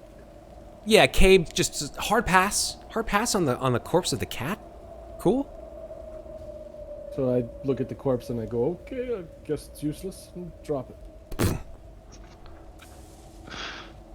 So, yeah. Well, I mean, you can take it to probably the other two spirit hunters. They may be able to tell you more about it. I think they hunt spirits, not cats. Fair. It's true. Cabe These walks. cats weren't ordinary cats. Cabe sort of quickly walks over to the door and says, God, I hope you guys don't mind. I just want to shut the door. It's getting a little cold. Don't want to catch a draft or anything like that. And goes ahead and shuts the door. And when Cabe does that, the sound of the rain and horrific wind slows down and stops. Right then, time to talk to more spirits. You sound enthusiastic. Always. Well, we have a few options on who we should contact with the items that we've picked up so far. I'm sorry, what? Well, I mean, we've got this axe. As far as I can gather, it was Dr. Ansor's axe. How do you There was know also- this axe is Dog Dranzor?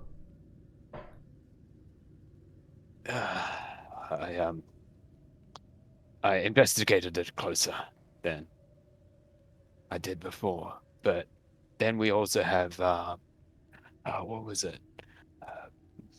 Uh, fireplace poker that has VH on it. That could Right. be if we want to contact Bastian.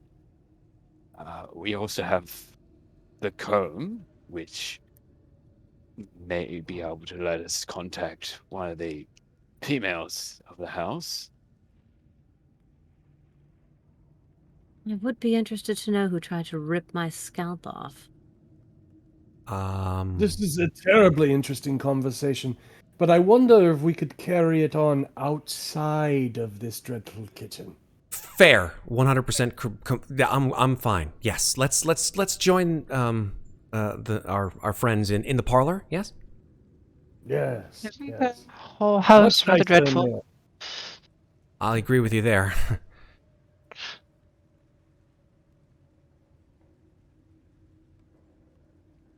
Very carefully steps around the Grimish kitty corpse. Mikmick Yes, will sure, we'll bring up just- the rear again. Over in the She's just corner. gonna walk by the Grimisker corpse and just like lean down, just give it a little pat on the head, and just keep walking.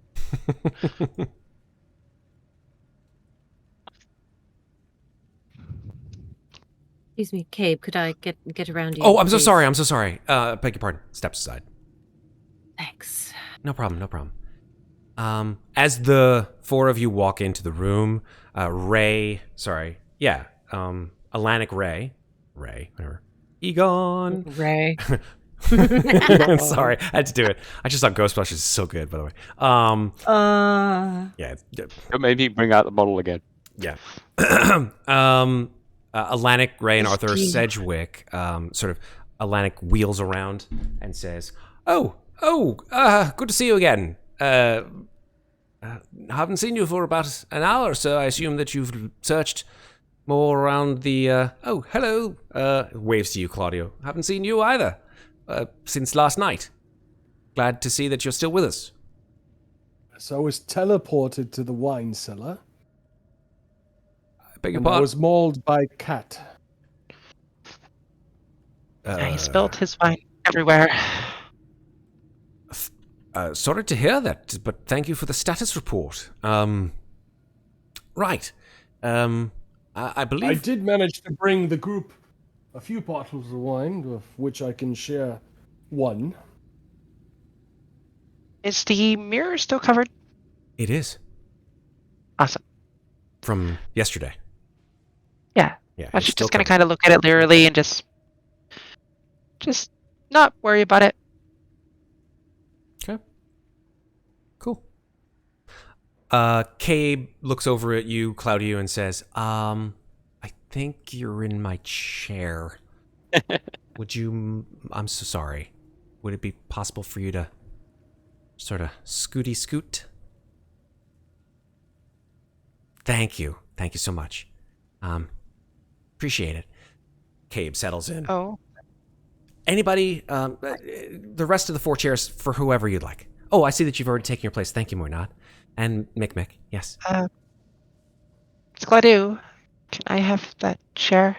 Actually, I'd rather keep away from that mirror, if you don't. Oh, As for would goodness I. sake, I go to the chair. I don't even say anything. I just stand up and walk to the chair. It's musical mirror fearing chairs. I love it. Okay. By the way, if you are sort of, this is a little trick roll 20 wise, if you're in a space and you want to sort of move between two grid spaces, you can hold down the Alt key and drag your token and then release, and you will be in between those two spaces. I So if There you you wanna hop on go. the chair. Look at that. It's So a if you want to beautiful thing. position yourself on furniture on the map. Exactly. All right. So, with that said, the seance, the second seance begins. And in the same way, So what are we going to be using as Yeah, the focus? Cabe says, I heard that you guys want to use something as a focus. I don't know if that'll work. I'll do my best. But sometimes the spirits are attracted to things, and sometimes they just do what they want. But it's still worth a try. Well, we've got a comb that tried to rip my scalp off. That might be interesting. Speaking of which, why not? I noticed the hair's grown back pretty darn quickly. Yeah, I suppose it has, hasn't it? Not the Only strangest took a thing that's day to happened get since to I... that. Well, that's not the strangest thing that's happened to me since I've been here. What is the strangest thing that's happened to you? Getting here in the first place? So, yeah, sorry. Awkward pauses aside, just want to know if you guys are interested in using an object. I can try, but it has to be a single object. Please, by all means, choose. Well, I mean, I've got the axe here, and there are a few questions that I want to ask if we can get into contact with Dolk. Okay. So you want to put the axe on the table, please? And Mikmick does so. Okay. And yeah, Mikmick, when you put the Right, axe right. on the table and you try to let go of it, your hand grips it tighter.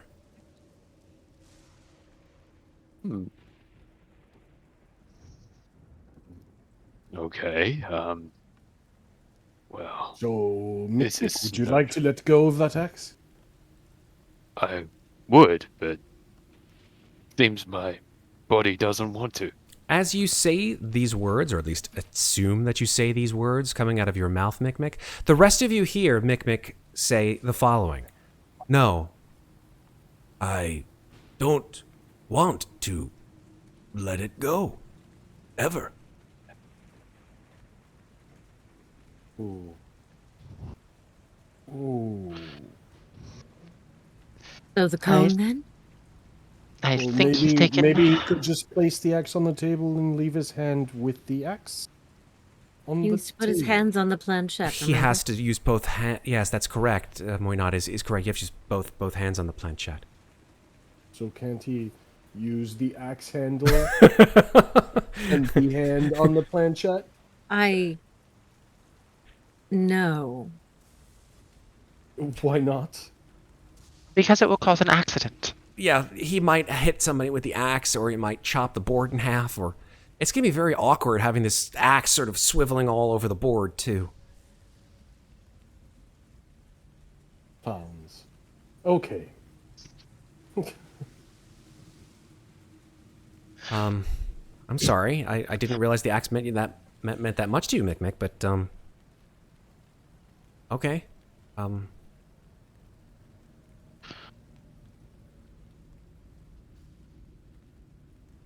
Anyone else have anything else that they want to use? Comb, I suppose. The comb? I did find some vintage wines downstairs, some bottles. As Sure, much they as would I'm sure you'd love give to you speak to a photos. dead vintner, I don't know how much that's going to help us. I'm just saying that's all I have. Besides that, there's the comb, I guess, that someone found. Comb and I believe Mikmick mentioned the fireplace poker. There is one other thing, but I don't want to mention it because Mikmick doesn't know about it. Okay.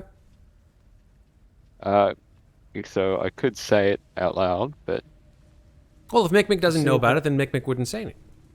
no. Saying it out of character, what are you talking about? Yeah, out of character. We remember we all had dreams, That is true. and some of our dreams connected another piece of another item that is in this house to another. Oh, the character. the armor upstairs. Yeah.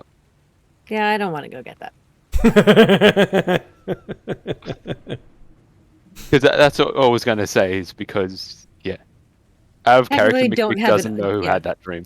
Actually, we And technically, told we them, don't have it on us right now. We so. That's did true. tell them about. We did tell them about. That's the correct. armor You and did stuff. tell him about the armor. Yes. Yes. But none of them Whether- know the connection. While they're all trying to decide what item to use, Amnestria is just going to kind of take out that purple apron she found and just kind of look at it a little bit, admire it. She likes it a lot. Mm-hmm. Okay, so the comb then, right? The comb? The Certainly. comb. I'm not carrying it. I don't want to touch that thing again. Which one of you has it? I do. And Can you Mikmick let will that open, go? and Mikmick will open the quote unquote hand of holding Mhm. and pull out the comb from his hand and place it on the How table. will Okay. he do that? He's got an axe in one hand. Does he? Yeah, he Does just he use the axe handle? no, to- he switches The it to hand the of other holding hand. is his gauntlet. Yeah, he switches it to the other hand Yeah. and opens it and pulls out. Yeah. So Oh, he can basically, switch the axe from hand to hand. Yeah, it's not like Yeah. it's glued to his hand. He just doesn't want to let go. I That's all. thought it was glued to his hand. It seemed Nope, like it was- No. definitely not glued. He just doesn't want to Not yet, relinquish anyway. possession. Exactly. So yeah, you pull the comb out and put it on the table. I take a moment and sort of gather my massive amount of hair sort of behind me, back over the chair, so it's as far away from the comb as possible. Nice. ponytail. No time. It's a lot of hair. Goes to my It is knees, a A lot. 50-foot of rope just to tie it all up. basically. Okay, cool. If we ever go to a formal event, though, we're gonna have the best beehive ever. Absolutely. So, Cabe says, all right, well then, I guess, you're gonna have to, as long as you can, he looks at you over at you, Mikmick, and he's like, or they say, as long as you can touch the planchette, then I think we're okay to go. You touch the planchette with both hands? Question is, I was gonna think that Mikmick could place it in his lap and then he would be able to use two hands because he still has it with him. That's fine. Yeah. Yeah, that's fine. Absolutely. Yeah. Cool. Yeah, just place the axe in his lap and then reach over Beautiful. All and right. put his hands on the planche. Being careful not to touch the comb, Moina does the same. Super duper. All right. Cabe extinguishes all the lights save one candle, which they have in the middle of the table. And then, Cabe says the same thing. I need you all to close your eyes and breathe as I begin the ritual. And in the same way, Cabe says the words that seem to awaken the spirits from this house, and they say,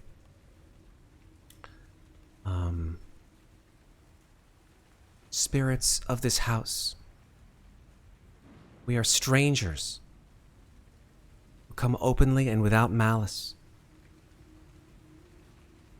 We seek only to know your stories and to help you find peace. We entreat you. Make your presence known. And under your fingers, the four of you begin to feel the planchette move. And we're going to move you guys, as we did last time, to the map, the spirit board. As I feel it moving, I slowly open my eyes. God, I love it so much. It is beautiful. And the planchette moves from farewell, where it was last time, to the word greetings. And as per last time, the four of you now can open your eyes as you have now made contact with a spirit of this house. And Cabe begins with their first question, which is, who are we speaking to? And the planchette moves slowly to the following letters: G, A, R, L, A, N, D. Spelling out the word garland. That was very fast planchette moving. I'm getting better at it. Is that the same one we spoke to last time? Yes. Yes. Garland's very talkative, apparently. Yes.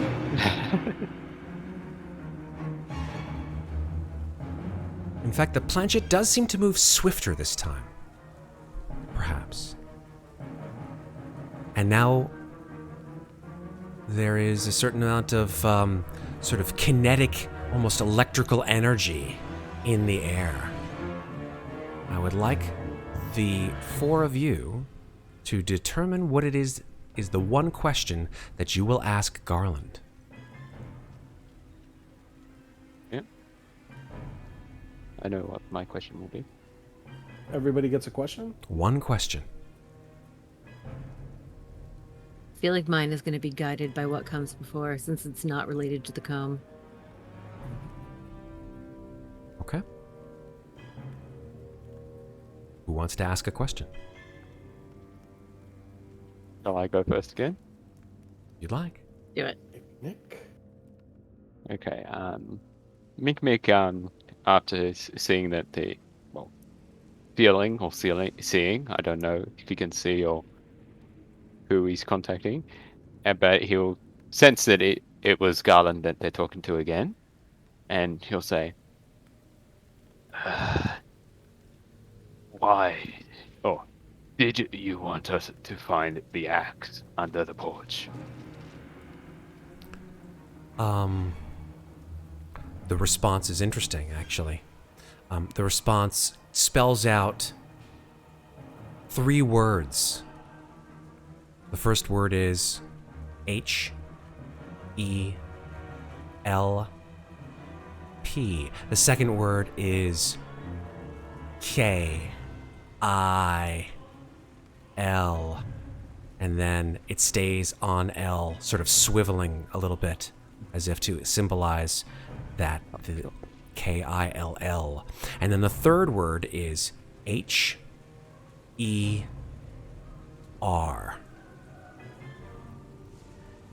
Okay. Help kill her. Okay. Second question. Who wants to take it?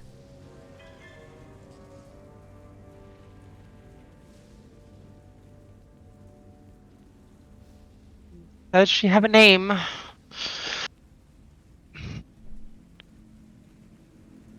The planchette moves to 4 letters. M-A-R-A.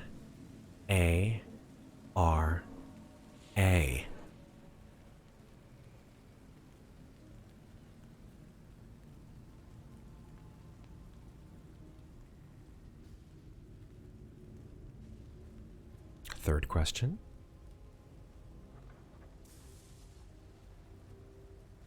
It's either Moynat or Claudiu. I have a couple, so I want to see what Claudiu asks. All right. I'm gonna ask some random question. Do you remember who do you remember who Mara is? Like the whole out of game, the whole battle that happened when this was still a castle. She was the daughter of the Lord. Dalk Dransord came and took over. Mm-hmm. She came back from war and tried to force march the other lords to fight with her. Dalk said he was going to entomb them all in the walls, so a lot of them didn't want to come. I was gonna ask about the wall in the cellar. Go for it. So, Garland. I was down in the cellar perusing the wine selection, and after we got mauled by some kittens, we came across a natural rock-facing wall, a natural rock wall. In the Cabe cellar. looks over at you and is like, What's the question? Does this place have anything to do with Mara?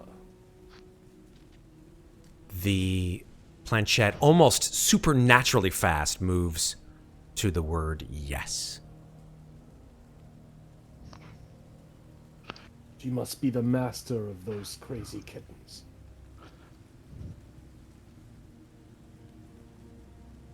Okay. The only person left is Muadnhait. Hmm?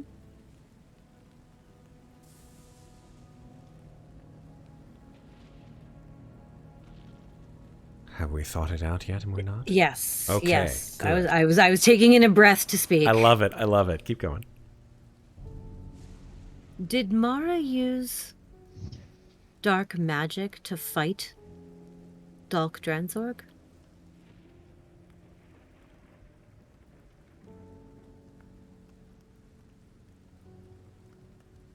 The planchette sort of moves to the eye, and then it moves to the 5-pointed star, and then it moves to the swords, and then it moves to the word yes.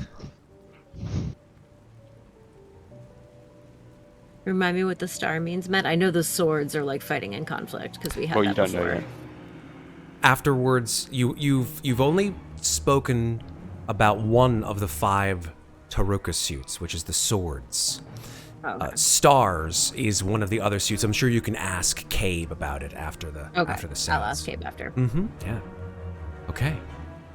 With that, the 4 of you having spoken your questions, Doesn't Cabe get a question? Cabe did. Cabe wanted to know to whom you were speaking. Who? Cabe officiates this, but the 4 of you ask the poignant questions.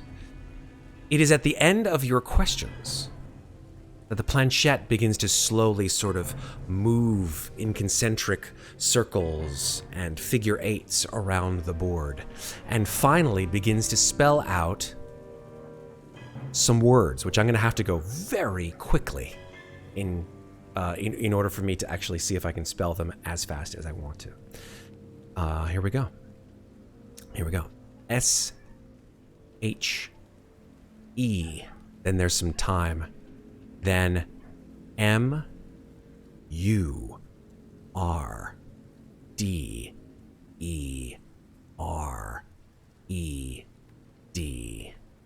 And then, after that, sorry, let me just get the actual rest of the... yeah, here we go. And then M-E. Then there's like a long, like almost 30-second pause where you think it's done.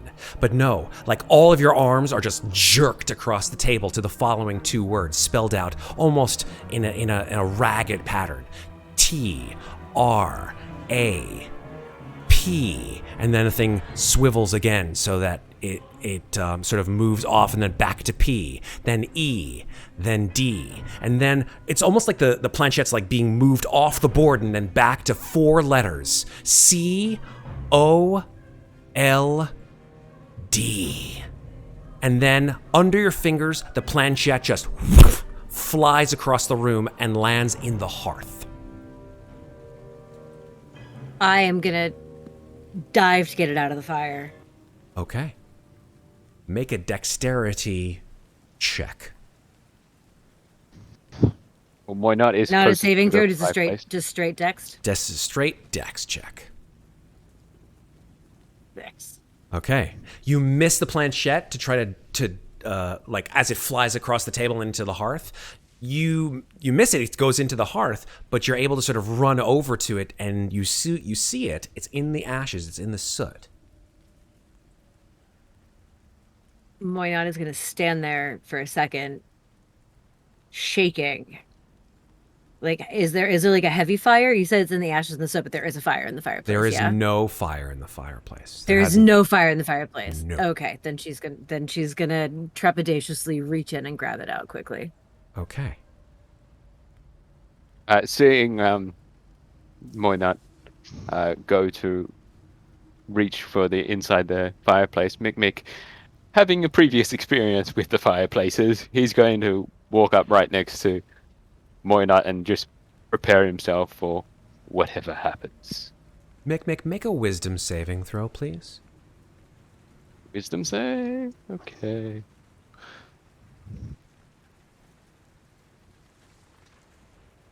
Ooh. 20. Very nice. As Was you he walk, gonna kill me? as you walk next to Muadnhait, holding the axe in your hand, you feel like you hear something, like the whisper of a voice, like that of someone who you trust and love and want to heed their words. And only 2 words through this whispering comes to your ear that you recognize and believe, which is swing hard. But then you shake yourself out of it.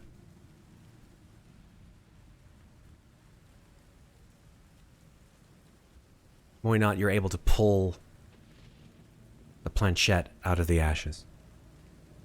Dust it off. Still looks like it's in decent shape. I kind of wipe it off on my pant leg and come back and gingerly set it on the board. Alanic Ray and Arthur Sedgwick look at each other and sort of a look of disbelief and go, "Well, that was interesting. What did those last words spell?" And in case you I guys, suppose She murdered me, he- trapped, cold. I suppose he's trapped in that rock wall in the cellar.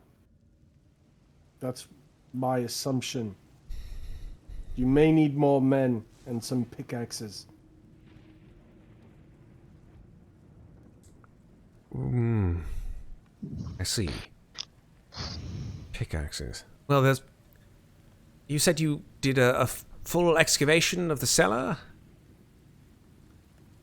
I was down We there for didn't- quite some time.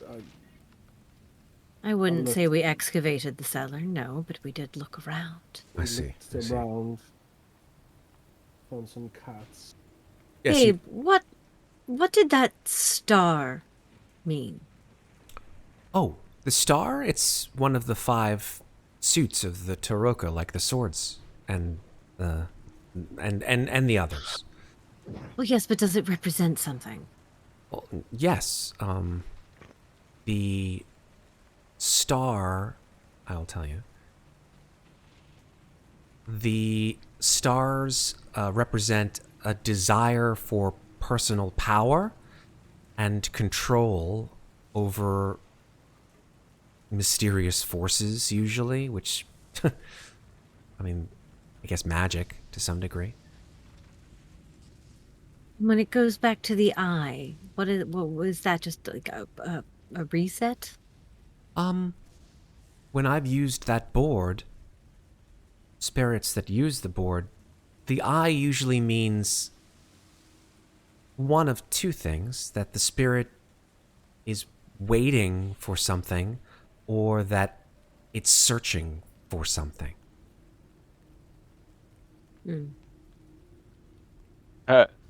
Mikmick will go back over to Cabe or to his seat, and he will go, I mean, at the end before the planchette went flying, it seemed like, well, there were 2 spirits here. Like they were talking to each other. Oh, that's interesting. I didn't notice that. Where do you get that idea? Something.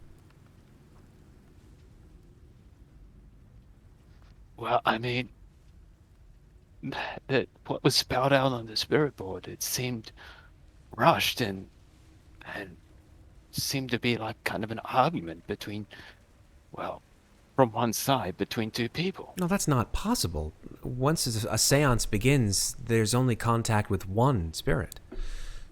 Whether that That spirit... doesn't mean Hey, Matt, I have a question. Yeah. Can I see out in the hallway? Yeah, absolutely. While they're talking, I want to use Misty Step and teleport out into the hallway. Okay. Amnestria just, in a gout of mist, Oh. disappears. Without a word. I'm going to respond to Cabe as he's saying that to Mikmick and say, well, just because there's only one spirit in contact with us doesn't mean that multiple spirits aren't in contact with each other. if somebody didn't want him to say what he was saying. But what troubles me is that we don't know who Garland is. At If that Garland, point, if Garland wants us to kill Mara, was Garland an ally of Doc Dranzelberg? Was Garland one of the nobles that she there's it's a lot of unanswered questions. Well, I'm sure Maybe we should get behind the rock wall. if there's a way to do it, I would love to know.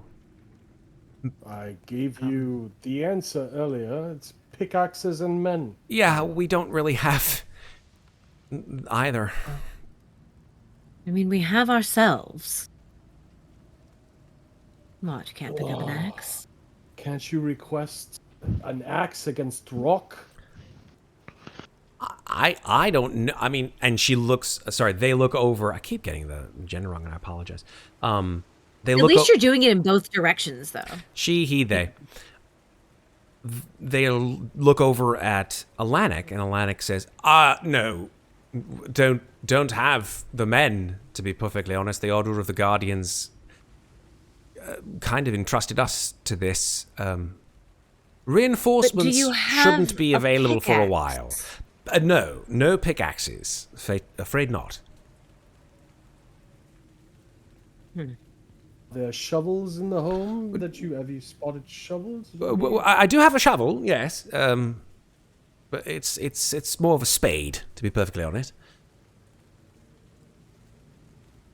There's got to be some way through that wall. My friend Arthur used to be quite the archaeologist. Arthur, do you have any input? Arthur looks at Alanik and says, well, thank you for bringing me into the conversation, Alanik. I really do appreciate it. Yes, when I was in the army, I was assigned to the Royal Engineers. And during that time, we made quite a lot of excavations. Mostly military purposes, but occasionally for research purposes, like archaeological expeditions. And during that time, this was long before I met you, of course, Alanik, I and my fellow engineers noticed in certain places that there were multiple ways of reaching the lower parts of floors. So, if there is no way past that wall, perhaps there is another way at one of the higher floors. A secret way, perhaps. It would really help if we had some sort of layout of this house. I do wish as well. And he looks over at Mikmick, who's been pacing in a circle, and he goes, I do say, good man, it's quite unnerving. Would you mind?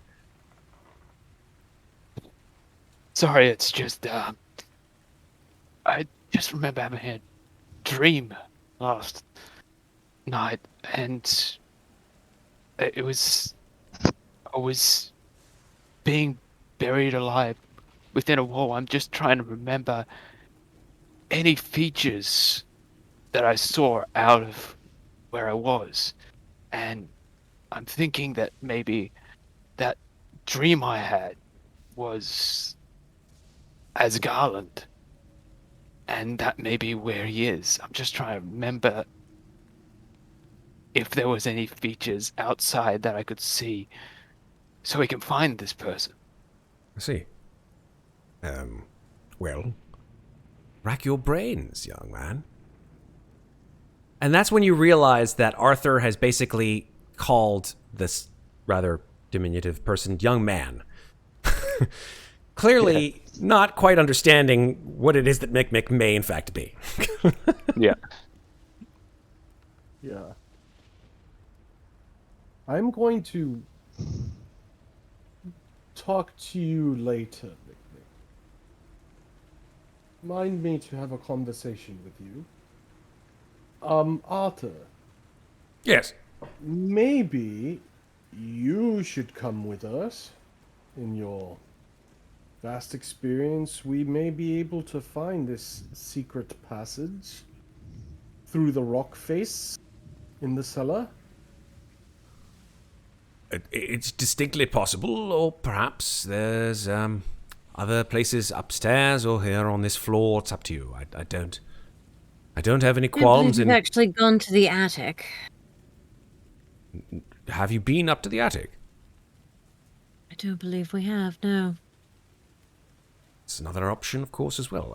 Alanik, would you mind if I accompanied these guests? Would you mind? Terribly. Alanik says, I'll miss you. Arthur says, yes, you always do. Anywho, yes, just stay here and I'll be back before it's too late. Yes, ready to go when you are. Perfect. Lead the way. Moynop knows the way back to the cellar. I will stay here with Mikmick. Not to the cellar, to the Follow- attic. Oh, I'll follow closely behind you, folk, with Mikmick. All right, whatever. Weren't there? Arthur. Exiting the door. Yeah, I was gonna say, exiting the door. I see Yeah. Amnestria. Amnestria is just like out in the hallway. I don't know. What are you doing in the hallway, Amnestria? Kind of just kind of leaning up against the wall, not really doing anything important. She's just kind of just leaning there, just like looking a little smug about it. Do I notice that she looks smug? Make an insight check for smugness. An 11. Yeah. She's got a little, like the corners of her mouth are sort of raised a little bit, and she's got her eyebrows in that kind of pose. But you don't notice any more arrogance than you've seen her in the past have. Enjoying yourself? Oh, yes. I was wondering when everyone else would join me. I don't know. It's just. What are we doing? Going to the attic. Yes, I believe I'm accompanying you to, and he looks over at you, Moynot, to the attic. Is that correct? That seems to be the plan, yes. I see. Did we determine this is the bottom of the stairs? That is the top of the stairs, actually. Yeah, because we did it It wrong goes the up first in a time. circle. Yeah, exactly. Yes. All right, so we're going to come. Well, it's this way. Get this over with and go to sleep. Well, if we have to. I beckon Mikmick out into the hallway here. Mikmick, you've been beckoned. Yes. Go have your I shall private follow. tete-a-tete, young men. Yes. You take 1d6 beckoning damage. So I look over to Mikmick and I whisper very, very, very quietly so that no one else can hear, except maybe Moynot, but definitely not Arthur. And I say, Mikmick, if these locals are anything like the folks back home, you should be very careful what you say to them. You see, they may fear you, and if they do, they may react in a negative way. Try to keep your secret, the situation that you suffer from, between us, and also your dreams. For if they fear you, they may attempt to harm you. Yeah? Just saying. The locals. I have no problem with your issue. I don't know what it is. I don't know what plagues you, as you do not. But try not to let the locals know you are plagued by something. If this is anything like yes. Barovia, it's not a good idea. Just a word of caution. You do what you will.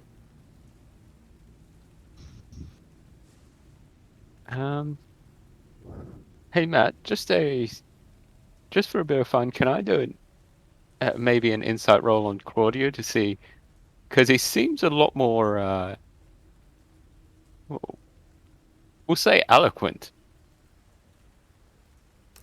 And So- Is that what you're trying to determine? If there's any kind of change to his Yeah. demeanor since the Yeah, last pretty time you much. spoke? Yeah. Yeah, I mean, And I was thinking that if I fail, that Mikmick just has his mind on something else. well, is there anything that you're hiding, Claudiu? Or is this just advice? This is just advice. Then make an insight check with advantage. Okay, insight advantage. Yeah. 18. Yeah. You gain the feeling that this is just pleasantries, that he's giving you his opinion on what you should do to better yourself. It doesn't seem like Not better yourself. To protect yourself. Protect yourself. That's correct. Yeah. Protect yourself.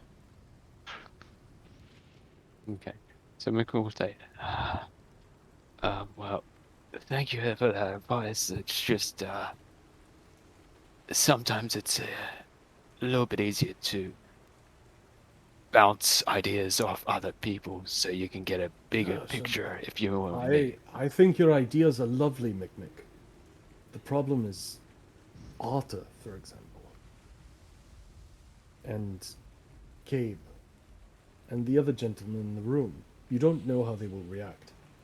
And if they leave here and spread news of you, you could have pitchforks at your head in moments. You've got to be careful with these people. I know you're plagued by something. I think we're all plagued by something. For me, it's wine, you know. But just advice. Then I follow up with why not. Or unless you say something else, Mikmick. Then Mikmick will say to him, I know that when I was trying to rest, I didn't fully lose consciousness, and I have a feeling neither did you, yet I had a dream. I'm just wondering if you had a similar dream.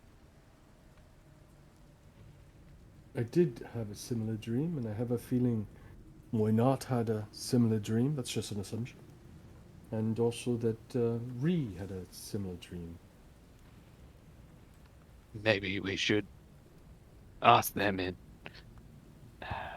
in somewhat private areas. That's not with these spirit hunters. Exactly. Not Oh, with anyone speaking else. of spirit hunters, actually, out of character, was I there? Was I there when Amnestria told Muadnhait that she's a ghost hunter? Yes, you are. I was? Yeah, you were in the hallway with me and Muadnhait. Okay, I just wanted You're to not? just double.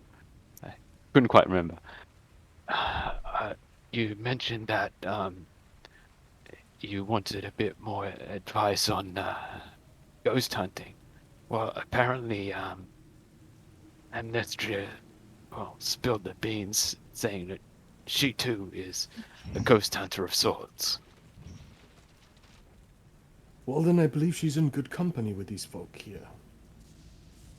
But notice that she has said nothing about her teleportation. No. We must be careful what we say around these locals. I assure you, it could end badly. It could end good, but it rarely has, at least in Barovia. Pitchforks come out. Either way, it's a word of advice, Mikmick. You choose what you do. You follow your path. Just trying to keep you safe, my friend. And you really need to figure out what to do with that axe, eh? With that, Yes. unless Mikmick has something else to say, I'm gonna go up the stairs. He'll just drone off and be off in his own world before he notices Claude's just gone up the stairs and just waddle over. I actually had a question. Yeah. They've been talking for a few minutes, right? Yeah, I'd say you guys are probably halfway up the stairs to the second floor by now. Okay. I wasn't sure exactly how much time had transpired or Like, how I'd far. say we'd probably be close to go. We'd probably be by the bottom of the stairs to the attic by now. Like, that I was would a say, conversation. yeah, I would say that's actually pretty close to it. So I'll move you, since you guys haven't done anything on this floor. I will move And- you. Yeah, go ahead. Can you not move Amnestria? Not move Amnestria. Yeah. Sure, Amnestria, you stay on the first floor. Okay. No problemo. This will be interesting. I'm taking Hottie Patati here to the attic, so whatever. All good. Amnestria, you stay on the first floor then. Yes? Yes, she is sitting on one of the first few steps, and she is holding the doll when Claudiu and Mikmick come up, and she's talking to it. Not loud, but she's having a conversation with it. Seems to be enjoying herself. What dare I ask? Are you saying? It's mostly just simple banter. Just, I don't really care much for this house. Yes, you're right, but no, it's... no, that's not a good point. You always need to bicker with me. This isn't okay. I'm not going to have the conversation again. Oh, no. The conversation with Mikmick? No, she's doing her own thing. She's sitting on the stairs. She's got things going on. Let's put it that way. Yeah. Yeah. Yep. But you two would probably walk up to her doing this. So, Yeah. Who knows? do with that what you will. Oh, okay. So the other people didn't see it. The Arctic No. guy. No, we're not actually at the top of the stairs. We're basically at the bottom of the attic stairs at this They've point. gone all the way up to Oh. the second floor by now. Yeah. All right. All right. All right. So Claudiu and Mikmick, you follow them up to the second floor. Amnestria, you stay on the first floor, correct? Well, she would stop what she's doing when they come closer. I just wasn't sure if they would react to that. Yeah, I mean, Mikmick will probably react to it. Say, well, made yourself a new friend there, did you, Amnestria? We going? Yeah. Not a new friend, old friend, acquaintance. They're very lovely. Usually when people talk to him, they're usually the exact opposite. So it's good to see that you're under a good relationship with it. Oh, absolutely. Is it time to go? Well, I mean, you're kind of sitting in the way. Stairs are big enough, I think. But she'll get up and she'll just kind of put the doll away and brush herself off and be like, okay. When you're ready, I guess. If we have to. Okay, cool. What, you still look the same, I assume, am I correct? Yeah, no, she still- it hasn't... Yeah, no, she's still in her wintery form. Winter form, exactly. The Yeah. dark hair. Cool. All right, so the four of you plus Arthur move to the stairs to the attic. And just as you're about to go up, the door opens, creaking the whole time, showing you the dark stairs to the attic. And that is where we'll take our break. Okay. Break time. Super duper awesome. Break. Break. All right, folks. So everyone in this party is batshit except for Moynot. Awesome. Who knows? Maybe everybody, including Moynot. Alex, are we keeping you or we're leaving you, sir? No, I'll stay for another 30 minutes. Awesome. Fantastic. All right, folks. We will be back in 7 minutes. Don't go anywhere. More Ravenloft action shortly. See you in 7. Alex, I like your sweater. I do like Alex's sweater. It looks very It's a comfortable. good sweater. Hello, Yeah. Alex.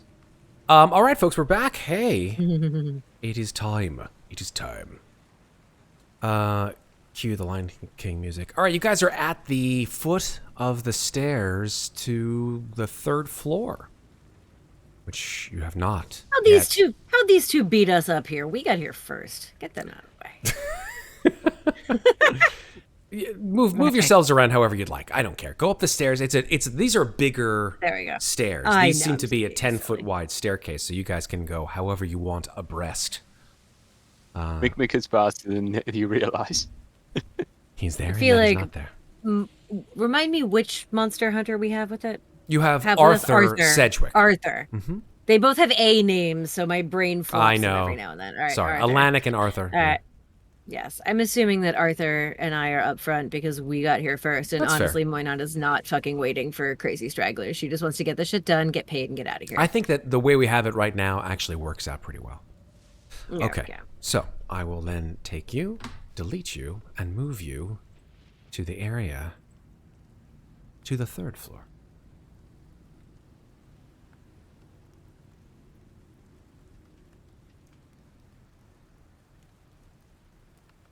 And you are there. If I can- Por favor. Yes. Did I not give you guys the... Okay, hold on. I'll fix that. So Ree is also a monster hunter?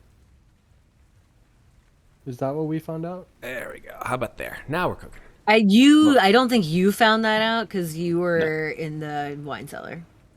Yeah, Can you Mikmick shift just thing told us, please? Claudiu that I she did. was a ghost hunter. I'm seeing all black. A ghost hunter or a monster hunter? Hold on. Ah, there Well, we go. Now I see Mikmick us. said ghost hunter, so Oh, Mikmick said ghost hunter. yeah. Can you still not? Can you still, guys? I'll just ask everyone. Can everyone see? Sure. I can see. Is this the exit? I can see. That's where And you this is came. the- That's the. That's where we came from. That's where you came from, right? Here's the downstairs that- area, and that's where right, so that's the the door entrance. to the Alright. other area is. Okay. So yeah, that's where you are. Arthur looks over at you, almost like the movie Clue, and he's like, "After you." Sorry, I'll get his accent right this time. After you. All right. Open the door. Okay. You open the door. Here we go. Some music for the 3rd floor. Yeah, the wind is a little bit perhaps more pronounced here, as is the storm, as you get closer to the roof of this particular house. So you now are more sort of in tune with the sounds. Why is there, speaking of sounds, sounds like some guys outside my apartment. Okay. My husband is singing in the background. I don't know if that's what you. Is that spooky? No. Unless your husband sounds like a tractor trailer. No, he does not. The singing kobold has followed us to Ravenloft. No, this is a very sort of creaky hall. Maybe it's the wind outside that's sort of making the house sort of do one of these things. You ever been in a large high-rise building in the middle of like a windstorm, and the whole building sort of like does one of these things, and you hear the walls sort of creaking? But yeah, here you are on the 3rd floor.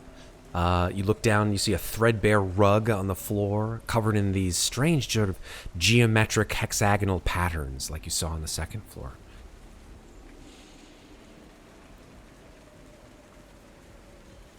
Appears to be an attic. Seems to be a narrow hallway back here. I've sort of lost track of what would position us over the kitchen, so I'm just going to start looking around. This looks like a door. Is that the only door? No, you do see a few doors. In this hallway? Yes. There's a door to the south of you. And then there's a door to the north of you. Mm-hmm. And then there's a door across the way, here, to the east of you. Then there's a door here, directly next to the door that you just opened. And then, finally, there, I believe, is a door, a double door, actually, right here. Here? Sorry, apologies, right here. So many doors. I know, this hallway is full of doors. I'm going So to many go- doors. I'm going to go down the creepy, narrow hallway to the door at the end. And open it. Okay. You open that door. As you walk down the hallway, your footsteps, you hear the wood sort of creaking, like...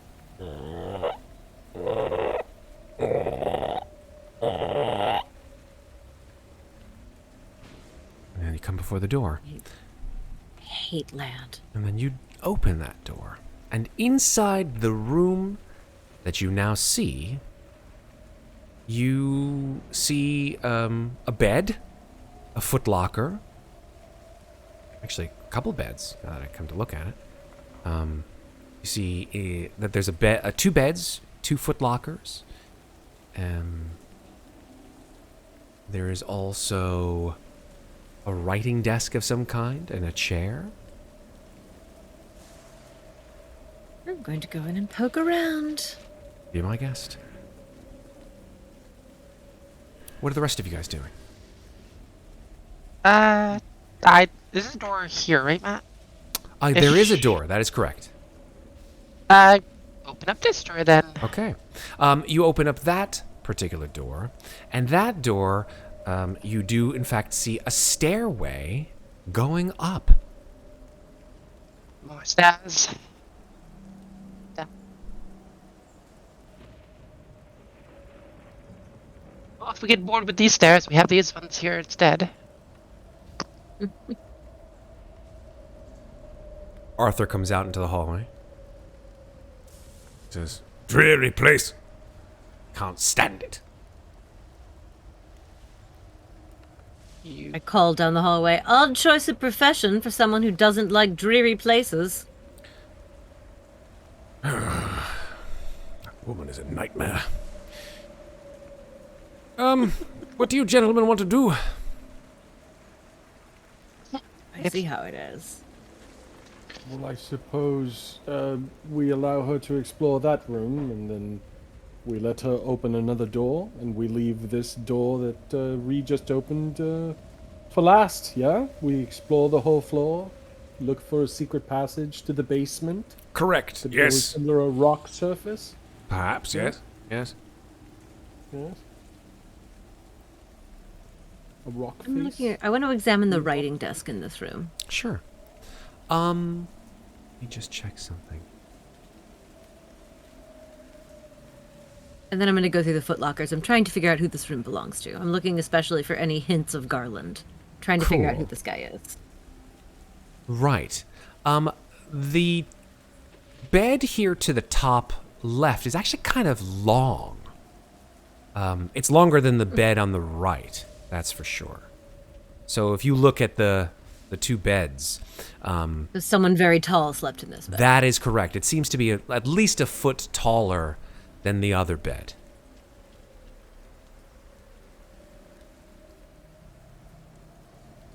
Is there anything on the writing desk or in the footlockers that would indicate who slept here? So you look at the writing desk. It doesn't have anything on it. No material inside or on it. And the footlocker of the locker to the right, the smaller bed, you open it easily. Just there's nothing inside of it. The footlocker on the left is locked. That is unfortunate. Don't suppose I called in the hallway. I don't suppose any of you know how to open a lock, do you? I am not familiar with that technique. I mean, I could give it a go. I don't think I'm actually trained in it, but I could give it a go. I mean, by all means. Where'd you go? The skinny hallway to the north, immediately to the left of where the stairs are. Amnestria's just gonna follow along as well. Okay. Okay. So, as I said, I mean, there might be a key around here somewhere, but ugh, this place is disgusting. I still have the thieves' tools from Alanic's toolkit. Yep. And I think I do have proficiency in. I don't know if I have proficiency in it. Let's take a look. It's pretty simple to find. You go into Yes, your I character do. sheet, I do. and It's not on my character sheet on Roll20, but it is on D&D Beyond. Oh, if it is, then, Artificers do have proficiency in thieves. then tools, yeah. fantastic. Yeah. Here, it's pretty easy actually just to add that. I will put the Yeah. Thieves' Tools proficiency, dragging it Yeah. onto your character sheet, and then bam, it's right there.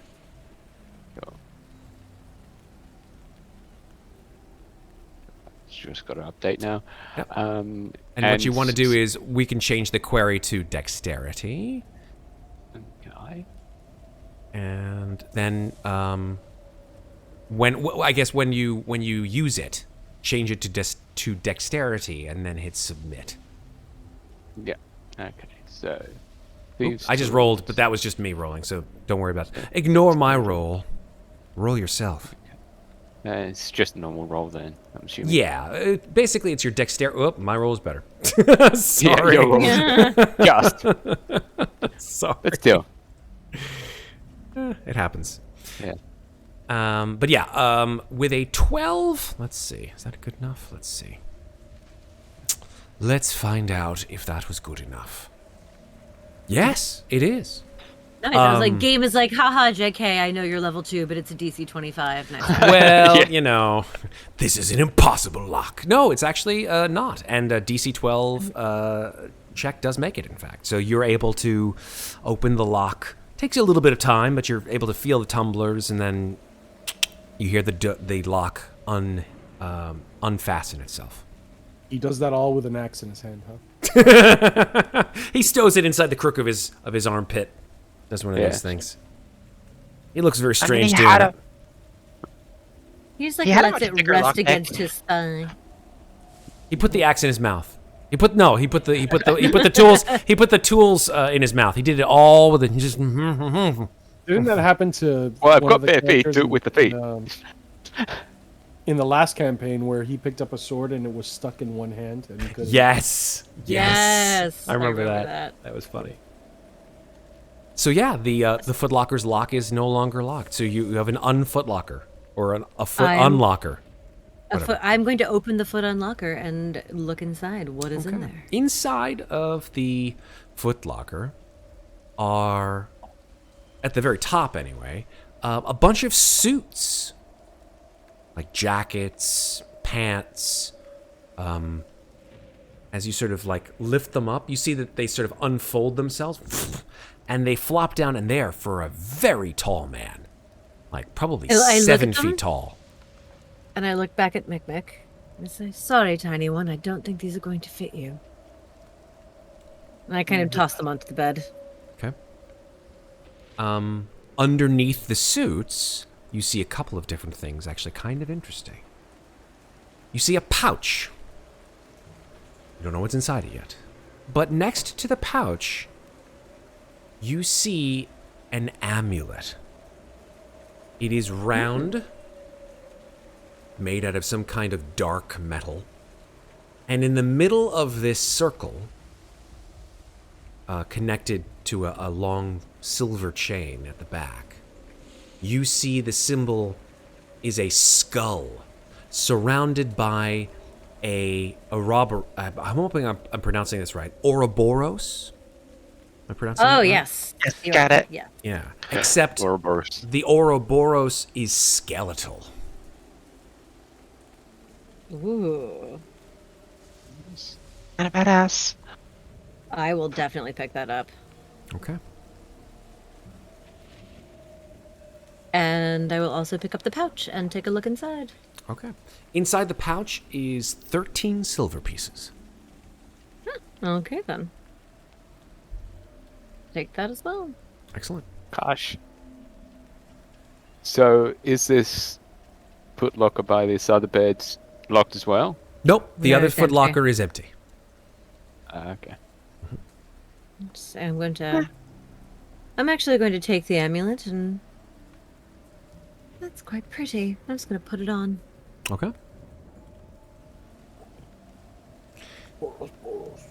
Amnestria, you walk to the end of the hallway. I did forget, unfortunately, to mention that there is no door there at the end of the hall, though it does seem like there might once have been. Like, you walk to the end of the hall, and you sort of, like, look at the the end of the hallway. It feels like there should have been a door here.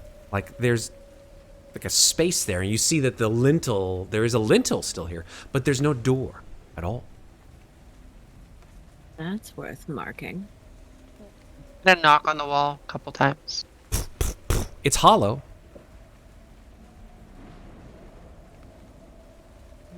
But no door. Mikmick. I have a crowbar. That works too.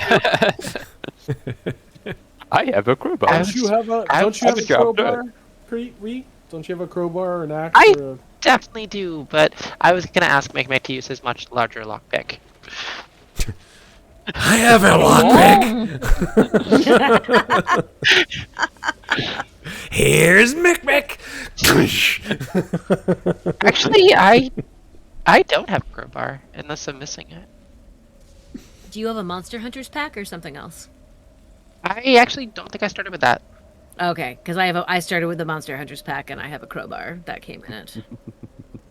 Crowbar and a hammer. It's, Yeah, And stakes. Lots of stakes. The wooden kind. It actually it didn't have that many stakes in it. Should have had like three wooden stakes. Yeah, something Yeah. like that. Yeah. I guess it assumes that being a monster hunter, you could probably make more. Yeah, I have 3. Yes, you could probably. I do have a dagger. I could easily make more. That's true. Whittle, whittle, whittle. Okay, so what do Now- you guys want to do? I have a question. Actually, are you the dagger you have? Are you still using Amnestria's dagger, or Oh, I had one of my own. I just Oh, have hers okay. as well. I started she- with one.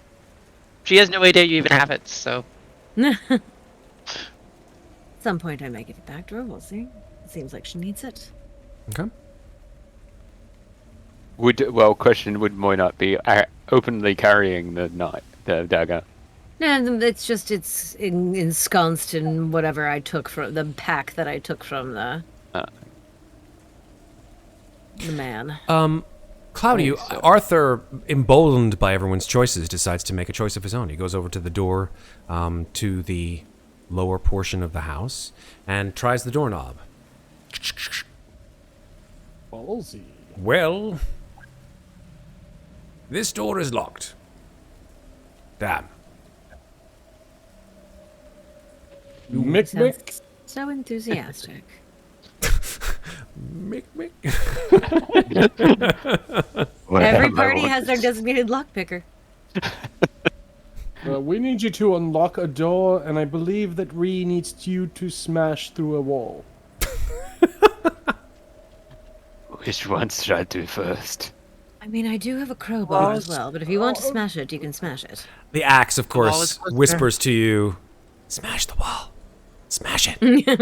Kill everything. Smash it. Well, I think the axe is speaking to me again, and the axe wants me to smash some walls. I don't think that anyone you've told. Yeah, no, I know, because I was going to look at him when he said that and be like, the axe is speaking to you. Just disregard that entire conversation. Totally not. Totally paid no attention to what you said at all, Alex. Arthur's right there. I'm telling you, if Arthur finds out who I am, he's gonna die. Okay. Just saying. If any of these people do, they're all gonna die. It's Ravenloft, man. So Well, I mean, he's just seen Like Amnestria Moynat talk. would give a shit. I'm not talking to Moynat. You said if any of I these give people... a shit. I give true. a shit. That's I don't true. want them to die. That's important. Okay, so I'll walk out and see if I can smash the X door. Okay. Former door. So do I make it just an attack roll, or Yeah, make an attack roll. okay? We'll go two-handed again. What is the door's AC? If it is a door, it's a wall. There's no door. What is the wall's AC? Hit it. Let's see. I'm guessing it's 21. less than 21. It is definitely less than 21. It's a wall. It doesn't dodge your blow. You missed the wall. What? Well, listen, it's not just like it dodges. What is There's the also wall's dex? resistance. It's not just dex. It's resistance. It's how sturdy it is, right? Where's the wall? Where's the wall? It's at the northern part Right. of this corridor. So Yeah, Mikmick, you just haul back and shunk, hit the wall with your axe. And as you do so, you hear this ear-piercing scream that echoes through the entirety of the corridor. And all of you in the entire hallway just grab your ears as this scream just absolutely shreds you. Please, everyone, make Constitution saving throws. Unsaved. Oh, Fail. exciting. I get to make a Constitution saving throw with some pluses. Oh. Not that it matters. And unfortunately, yeah. And, I forgot to put your little stress score on here, too. Forgot about that. Yeah, it's not there. Yeah, it's just because No. I copied I and think pasted it. There we go. There it's. okay. He's back. He's back. There we go. No, That'd be best a for me. 10 then? A 10. That's right. So, did anybody save? I think Mikmick is the only person who hasn't yet rolled. Because I was going to ask something. Yes. This is a sudden noise. Yes. Oh no. The answer is no. No? No. Okay. I understand what your question was going to be before you asked it. Yeah, that's what I was just eluding. Nope. 12. Okay. All four of you fail, unfortunately. Yes. Shit. Well done, us. Oh my god. Okay, well, good news and bad news. And also redemption. Oh, a redemption? Who knew? Oh my god, of course. He was saving up for it. The dark powers speak. Is this perfect timing? Yes, it I is. think so, yeah. I You're think not so. impressed. Okay, so with that said, let's do the psychic damage as this scream echoes through the hallway. Luckily, it's not too bad. He says, and then rolls max damage. It's 2 psychic damage, Okay. including our friend Arthur, who actually has to roll as well. So let's have Arthur roll his Constitution. And he saved with a 16. Oh, look at him. So he only Good takes for Arthur the one misogynist. 1 damage. That woman is insufferable. What do you gentlemen want to do? Okay, Arthur, I see how it is. I mean, he completely ignored me and I was standing right there. Like I said, Arthur the misogynist. It takes all kinds. And when you pull your axe away, you see that you've made a giant rent in the wood, which begins to issue forth just gouts of blood. Mikmick. And then as you watch, having held your head, you watch as the walls of the house where you have struck form back together almost immediately. Now, let's do our dark powers speak, shall we? That was Here we go. more than a little unsettling. Here we Oh, go. that's interesting. So Arthur With heard our- that too. Right? Oh, yes. Yeah. With our previous Taroka reading of this house should belong to no one. Here we go. Let's deal a card from the High Taruka deck. Boop. And this one's just used, right? Oh, this is Yeah, this good. is Here for we go, everybody. folks. Oh, This is dear. for everybody. It is the Raven. Where do we need to stand on the map to see it? Where did you put it? Just get into the hallway. Yeah, hop into the hallway. Yeah. You'll see it. Okay, Or I can there we just go. do this. That'll help. Nice. Is it a boon or is it a bane? We shall see. It's a raven. It's a Waven. Ooh. Wait. Interesting. Let's see what it is. A Here we hidden are. source of information, a fortunate turn of events, a secret potential for good. So, interesting. Oh, this is good. Okay, I might use this sooner rather than later. Yeah. Yay. I Fare love the it. well, but other people have them. I love it. I'm using it relatively soon. Cool. All right, the Raven it is, and the Raven will then go into the removed pile, for it will no longer be part of the High Taroka deck, as the Dark Powers have been called. And yes, Talron says, you're welcome. Thank you very much, Talron. All right, we are moving on. What do you guys want to do now? Mikmick, I believe you've been summoned to unlock another door. Is it a boon or a bane? You don't know. The High Taroka decks are not marked that way, they just are. Correct. There's no good side and cursed side. It just is. And it's a choice that I can make at any point during the campaign to use.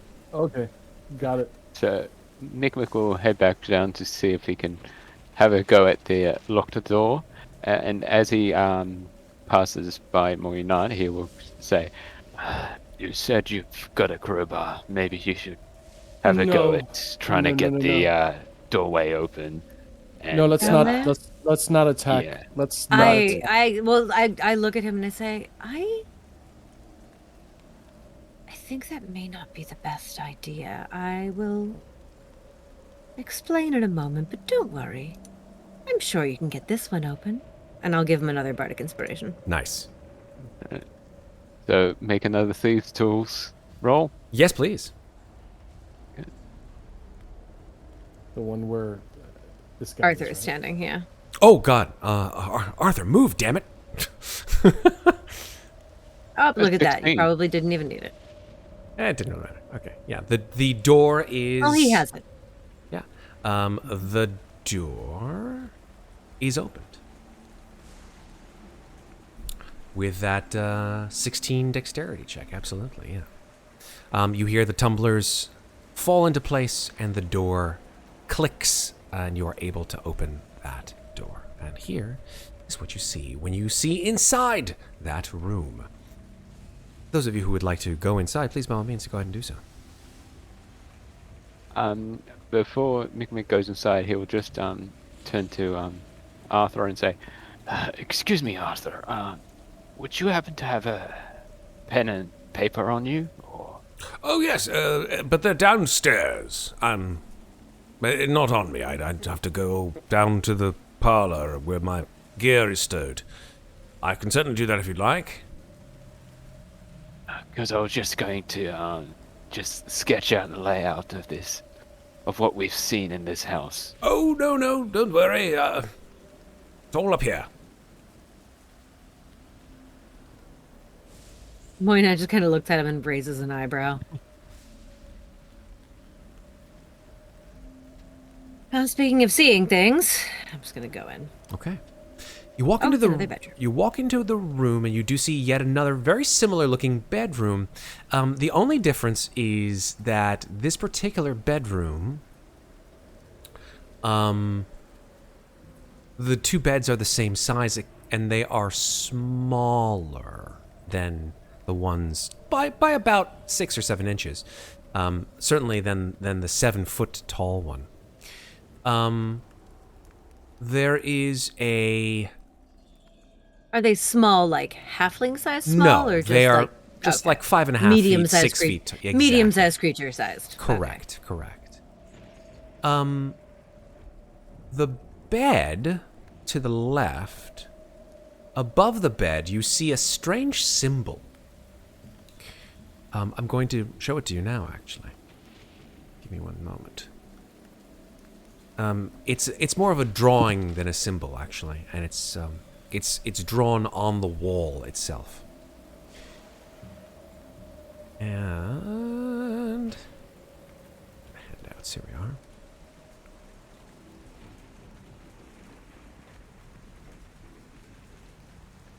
Here we are. Go ahead and make a religion check, please, for me, those of you who are looking at it. As it seems to be some kind of a religious symbol. I guess that would be just Muadnhait. Yep. For now, yeah. Okay. Jack of all trades not helping me out very much right now. Fair, understandable. You're not quite sure what the symbol represents, but clearly it's some kind of religious symbol because it's etched on a shield, and it looks like a shield with a sword on the back of it, or on the front of it, I should say. But crossing the sword is a sprig of some kind of herb or branch. Go ahead and make a nature check for me, Muadnhait. I just made a religion check. Does that DC make it? 15. You know that it does seem to be some kind of potentially good religious symbol. It doesn't have any kind of negative connotations to it, but you're not familiar with this particular symbol. Although, come to think of it, you probably should have advantage, so I'll give you that 17 because of Barovia. Yeah. You recognize this symbol, actually, Claudiu. This is the symbol of the Church of the God Ezra. Oh, that's my god. It is. It is. It's an older, sort of more antiquated version of your symbol, or of that symbol. You recognize it almost immediately. It's just a sort of an older version, maybe. Sometimes you see certain religious symbols that have been updated for modern day, and some that are a little bit more antiquated. This one is certainly a more antiquated version of the Church of Ezra. So I will alter that so that you guys see that it is actually the symbol of Ezra. Did the 16 nature check tell me what the plant life was? Yes, it is a plant known as... Let me get it exactly. Belladonna. Ah. Or more commonly known as aconite or wolfsbane. Or deadly nightshade. There you go, deadly nightshade. It's a poisonous material. But it also has the ability to be medicinal, too, in some circumstances. Out Guys, of game. I do have to interrupt real quick. Yes. Guys, I do have to drop now. I okay. lasted to 2:30, but I do gotta go. Oh, my goodness. Okay. If anybody asks about the symbol, Matt, you just tell them. You got it. I will tell them everything you know about it. Claudiu tells them. All right. Cool. Let me give everybody a 2-minute break while we switch out Alex, and then we will come back in 2 minutes for more of the awesomeness with this particular room as well as others. All right. So we'll be back in a little more than 2 minutes. Good night, Alex. That's the man right there, Alex Lorenzo, _Alex_Lorenzo. We can catch him on the internet where he does no social media whatsoever. See you next week, Alex. Have a good one, too. Bye, Alex. Happy Thanksgiving, by the way.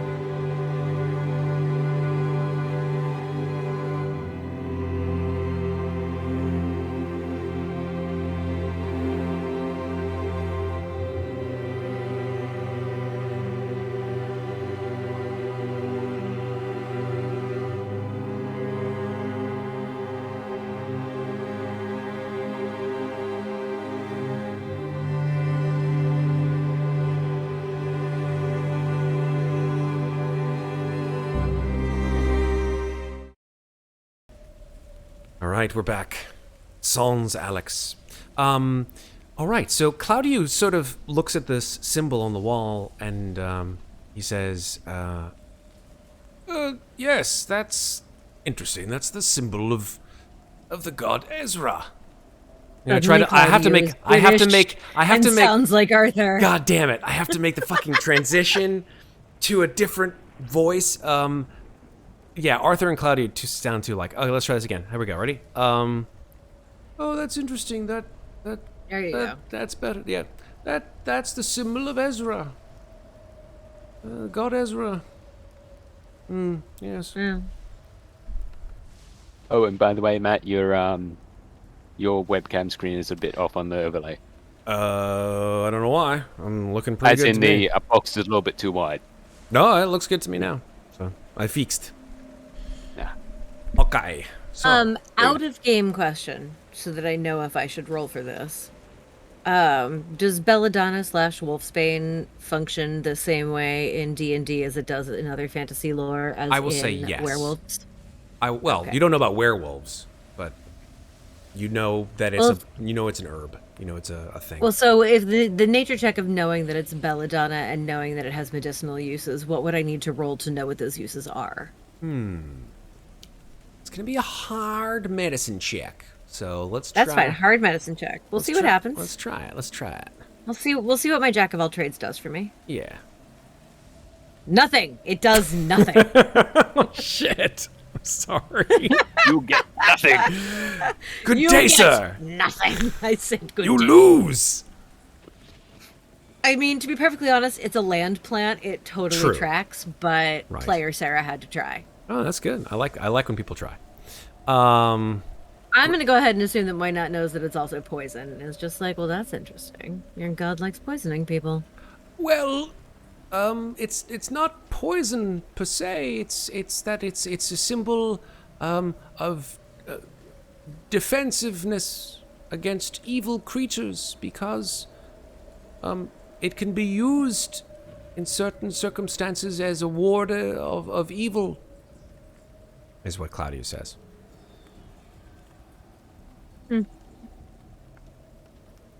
Oh, that's nice, I suppose. Footlockers, are they locked? Okay. First things first. As you walk past this stool, this sort of bedraggled stool, you notice that in the corner of the room, actually, it's really this right next to Claudiu. That's cool. I was standing on top of it. Yes, that's why I you didn't were. see it. No worries, no worries. You notice that there is, even without a perception check, you notice that there's a leather bag in the corner of the room. Well, I'll go check that out then. Okay. As you Still looking for like anything relating to this Garland guy. Still really trying hard to figure out who I he love is. it. I love it. Because Moynat is not sure that she trusts the spirit that's guiding them. Yes. As you look at this bag, you sort of look down at the ground, or I should say of the floor, and you see that there are long scratches on the floor. And actually, Moynat, if you move one square to the right, you'll see that there are long scratches embedded in the wood. And they're leading either out of or into the space where this bag is.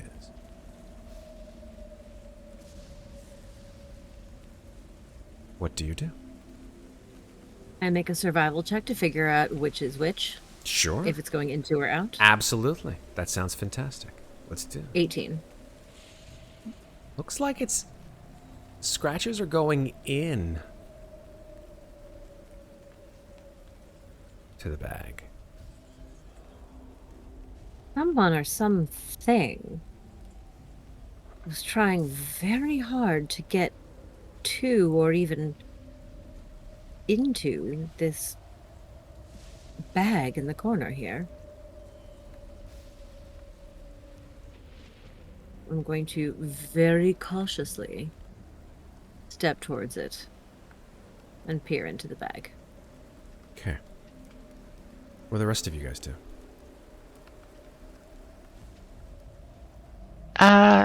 Let's just gonna step into the room and how broken is that chair? One of the legs is broken in half and the chair is just on the floor. So one of the legs are on the floor broken, right? Yeah. Okay. Amnestria's gonna pick up the broken leg and hand it to Moynat and be like, if you're going to stick your head into the bag, at least use a stick. How many times do you people need to stick your head into things and then get bitten or pulled and dragged? I haven't been bitten by a bag yet, but if you insist, I will poke the innards of the bag with the chair leg. Okay. Mikmick, what are you doing? Mikmick is just scanning the area outside, see if he can. He's trying to remember back to the dream still. The dream that he had last night. Yeah. Where that is. That's one floor below. Ooh. Okay. And the second thing is, he's looking at the 2 staircases, knowing that we're in the attic, quote unquote, at the moment. But there's still another floor. That's correct. Seemingly. So many floors to this house. Although, technically, when you saw the house from outside, you only saw 3. Yeah, that's what I was thinking. That's floors. what's confusing Mikmick at the moment. And It's just Yeah. like, why is there another staircase going up when there's no more? It doesn't look like it goes up another Exactly. floor. From It's a outside. widow's walk. Haven't you ever been to Massachusetts? Oh, I haven't. Couldn't help it. Couldn't help it. Sorry. Too many Call of Cthulhu references there. References. Yeah. Yeah. So yeah, Massachusetts. Mikmick Sad just- Alex. Sad Alex missed that. Yes, Alex would have been in like fucking Massachusetts. Massachusetts. Okay, so Mikmick, you're just gonna hang out in the hallway and remember the Yeah. dream, yeah? Okay. Yep. Cool. Why not? You poke the bag with a stick. It's an empty bag, as far as you can see it. It's about maybe like a foot wide, the entrance, or the opening, I should say, to the bag. I'll poke the stick into the bag. Okay. How far into the bag do you poke it? How long is the stick? Stick's about, I don't know, a foot and a half long. Well, it's a chair leg. Yeah. At least halfway. Half of a chair leg, yeah? Halfway? At least halfway in. See if anything happens. I mean, Mikmick probably still has a table leg if you want to stick it even further. You're still in the hallway, Mikmick. So you don't even know what's going on at this point. You're just thinking about dreams at this point. So, Science. yeah. Why not? Science. You stick the half chair leg into the bag. Put it into the hole. It goes in. Give it a little tap. Nothing. Poke down to where the floor would be and like rustle around to see if it seems like there's anything in the bag. You poke down to where the floor would be, and the chair leg goes through the bag to the bottom and keeps going. And your hand gets sort of close to the edge of the bag's opening. Like, I'm gonna let go. wait a minute. I'm let go of the chair leg. I'm gonna do that. I'm gonna get my hand close to the bag's opening. I'm gonna let go of the chair leg. And You see let what go of the happens. chair leg. The chair leg falls into the bag. But you don't hear a thump.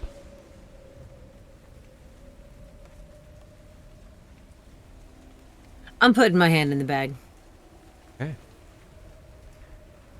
I would like the rest of you to make a history check, please. A history check even. Actually, not for you, Mikmick, because you're not Yeah. out there. So I'll Yeah, make no, it yeah. for Amnestria. You will get advantage. Because, well, you know of these things. The question is, what do you do? But let's have Claudiu do it as well, just for funsies. History, history, history. Okay. Claudiu got a 9, and amazingly, Amnestria got a 20. Amnestria, I'm going to tell you a little story, and I hope that you'll, be inspired, maybe, by the story to tell me what it is that you do. Once upon a time, in a land far away, there was a man. He was an adventurer, and he was a very powerful adventurer. And he decided, amongst all of his treasures that he had gotten from his adventuring, the most important that he had was a very interesting magical item which he used to carry all of his material wealth, as well as many of the items that he had garnered over time. But as time went on, that adventurer became poorer and poorer, and so he would have to sell those magical items, which he retrieved from this bag which had no bottom. It was a bag that he called a bag of holding, and one by one, he would remove his magical items and sell them, and then slowly over time, because as he got older and more decrepit, he wasn't able to adventure as much. And in order just to keep him alive, he'd have to sell all of his material wealth until he had nothing but even the shirt off of his back left. And this, his most important and most valuable magical item. And then, towards the end of his life, this adventurer decided to do what any man of his particular sanity would do, which would be to see what was inside this bag once and for all. And so he placed his arm inside the bag, all the way down to his shoulder. And then he placed his other arm inside the bag, all the way down, and tucked his head inside. And then he crawled inside this bag, all the way inside. And he was never heard from again. There is a legend that is often told around campfires and dark, stormy nights, usually amongst adventurers who find these particular magical items known as bags of holding. And that is that the bag man is always, somehow or other, able to find his way out when you're least expecting it. From your bags of holding, you may see a long, emaciated, long-clawed hand slowly creeping out of these bags of holding and take you in your sleep and pull you inside. And if you ever see a bag of holding on the side of a road or inside of a house with long claw marks going inside of it and maybe a fingernail or two on the floor, you should never, ever go near it. And all of these stories spring to your mind, Amnestria, as you watch Muadnhait stick her hand inside the bag. What do you do? Is there a way to flip a coin? 1d2. Roll a 1d2. Yes. I love you. I love you so much. Is it just slash Do 1d2? you want to tell me what the 1 is and what the 2 is before you roll it? Yeah. Well- Slash R space 1d2. Yeah. is how Before you it. do it, tell us what it is, just so we know what it is that you decide on the heads and or the tails.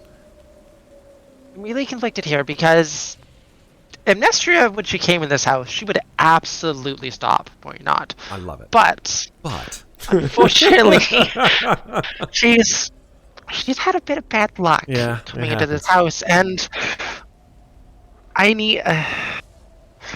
So I'm going to roll the 1d2, and if it's a 1, I'm going to stop her, and if it's a 2, I'm not going to do anything. Okie dokie. I love this. Even though it means I might die, I love this. She's just gonna stop and think about the story. And as she sees Muadnhait stick her hand in his bag, she's just gonna be like, nope, not getting involved. She's just gonna quietly just walk out of the room. Okie dokie. That's fair. I made my choice. Yeah, yes, you have. Let me see if I can find the art, because the art is so good. Give me 1 second. Talk amongst yourselves. Oh, gee, I wonder what's in this bag, Scoop.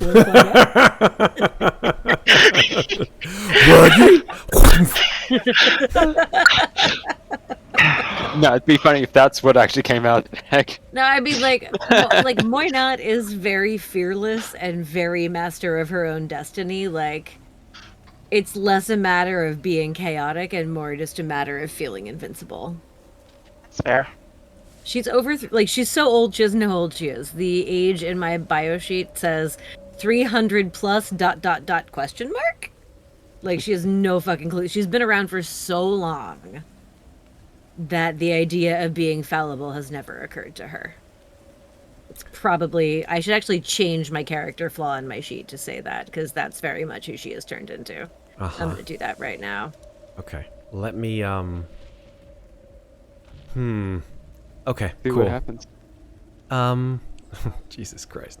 I want to find this damn art because it's just too good not to have in this game, and I don't have it. But give me 20 seconds to find it, and Find it. and then We're in no rush. but I want it. I want it now. No, that's why I said go find it. We're in no rush. Oh, I know can you. find it. I know you are. I just want to see if you guys can just vamp while I find it. Give me a minute, and then put it into the game. Oh, I found it! Holy shit! Yes, awesome. Yes. Okay, beautiful things. Here we go. Here we go. I also found it. If not, Did you what? I looked it up. Yeah. You so I looked can it find up? for you. Don't look things up, Maeve. I was trying to help. Don't look things up, Maeve. You'll spoil it, Sorry. and then everybody's gonna be upset at you, and then you'll have 2 stress instead of 1. Don't do that, Maeve. Oh, by which he means he'll be upset with you, not just the DM, but he's the only one who matters. Yep. No, it's okay. Okay. I won't do it again. I thought it'd help. Learn from your mistakes, Maeve. It's fine. All right, here we go. The Bagman. I will choose that file. Come on, there we go. Ravenloft art is so amazing. And See here what's about to grab me. it... Get grabbed from under a table by a creepy doll that is now Maeve's best friend. It's great. Who's the Bagman gonna be best friends with? My guess is Mikmick. Here we go. Got it. If it had been our last campaign, it would be Zeke, but now it's Okay. Mikmick. So, here's what you see. As you reach into the hole, you see nothing, but you feel a tug on your arm. I would like you to make a strength saving throw, please. Can I bardically inspire myself? Ah, that's a good question. I don't think so. I think bardic inspirations I can't. are on other people. I can't. I have to give them away. All right, Yeah. this is gonna be Unless rough on I you can guys. use my bardic inspiration to give you inspiration. You're in can't. the hallway. You ready? I know. You ready? You ready? I'm You ready? I'm ready. I'm ready to be- Oh, that's better than I not thought. bad. That's better than I thought it was gonna be. That is not With bad. my -1 untrained strength mod, I really thought I'm that was gonna be impressed. like, Yeah.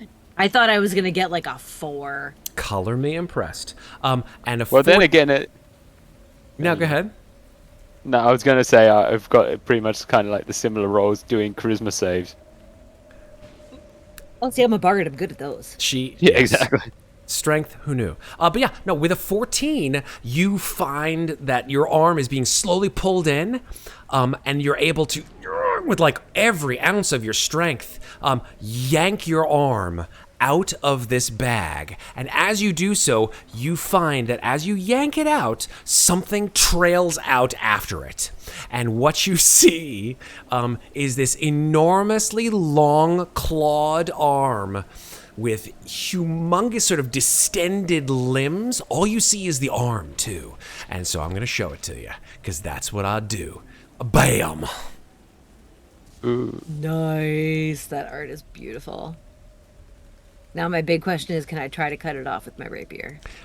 You sort of, it's just like, it immediately like sort of springs out of the bag, and then like sort of claws at the air for a couple of seconds, and then supernaturally fast back inside the bag.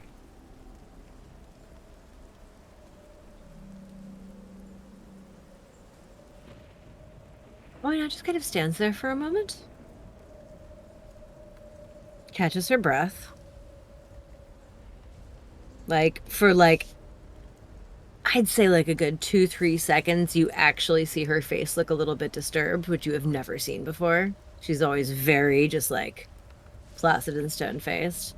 But for like a couple of seconds, you see actual genuine fear on her face. And then it just, like a mask, it falls back into place. She takes a deep breath and she says, right, well, maybe we shouldn't touch that.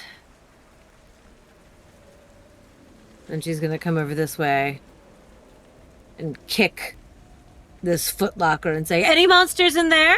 I'm going to Hello? go ahead at this point, although you have had certainly a number of harrowing things, I think now is probably a good point to give you that point of stress there, Muadnhait. That's safe to totally say. legit. That- I accept. Buddy, That would scare the shit. I am not even gonna fight that. That's 100% acceptable.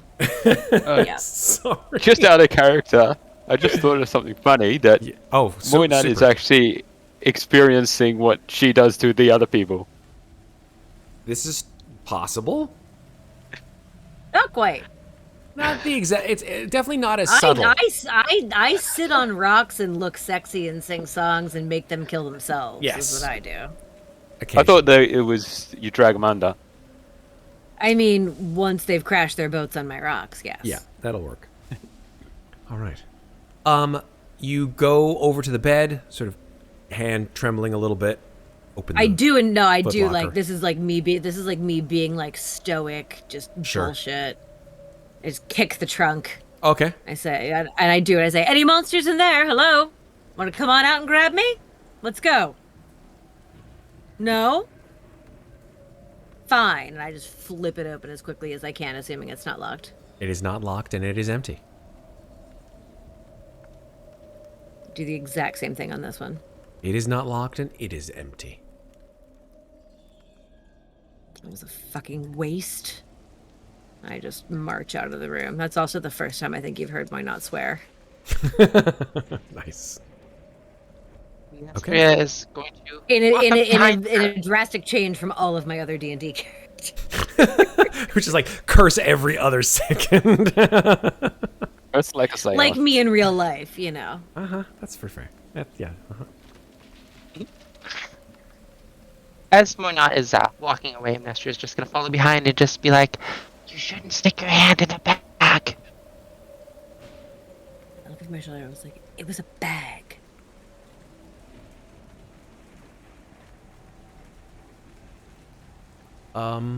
Yeah. So Arthur says, well, shall we continue on? Yes. Claudiu comes out of the room and he says, yes, let's, please. I'm getting, quite tired. The night grows apace, wouldn't you say?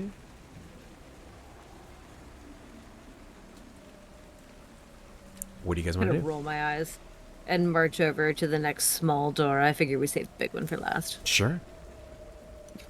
Okay. Is it locked? It is not.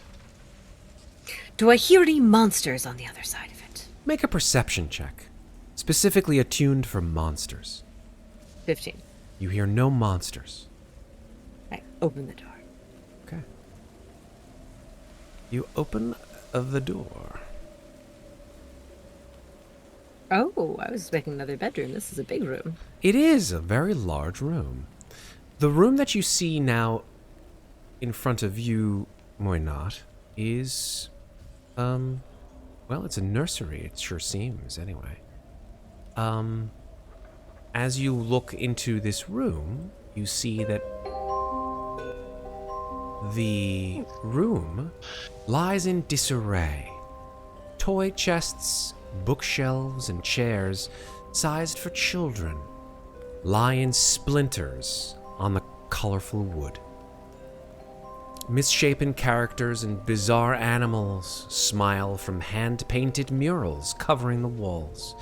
The remnants of a toy box sits in one corner, the lid propped open, and a messy line of plush animals, toy soldiers, and other figures lie in a mess along the well-worn rug.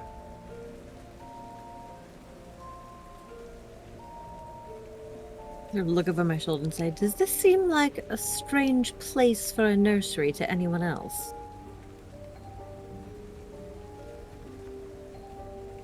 Step into the room.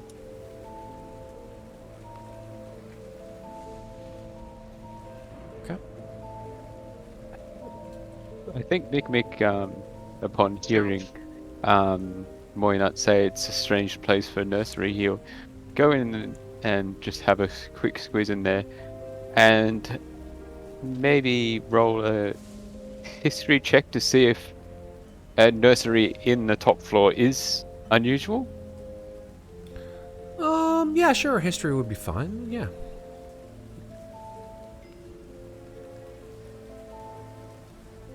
See what we got. Where's history?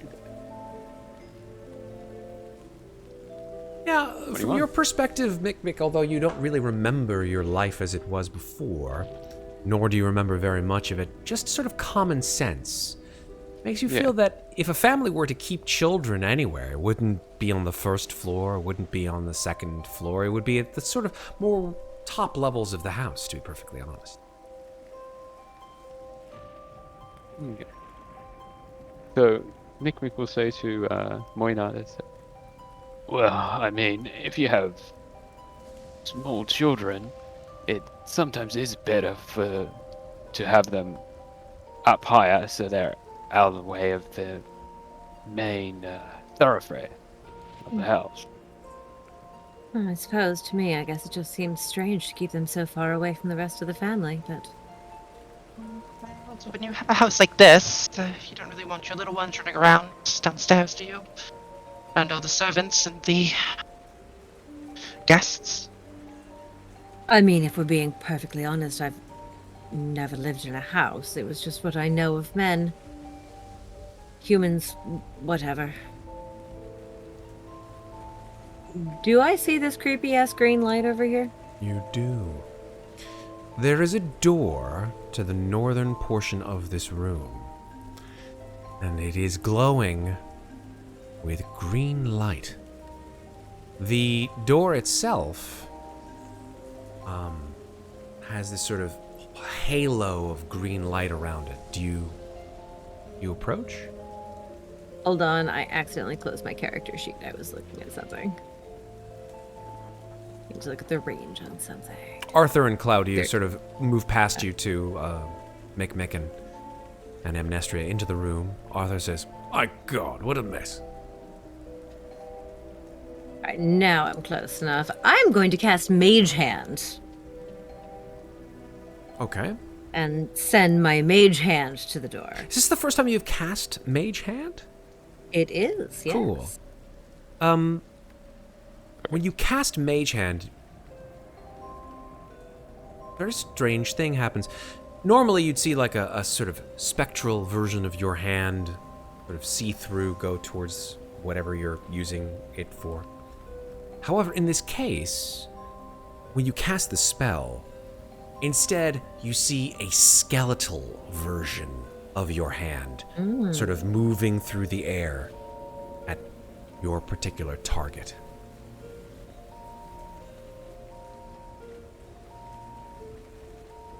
That is interesting indeed, but I'm going to send it over to see if it can turn the doorknob. Okay. The skeletal mage hand goes over to the doorknob and pulls the doorknob down, and it seems locked.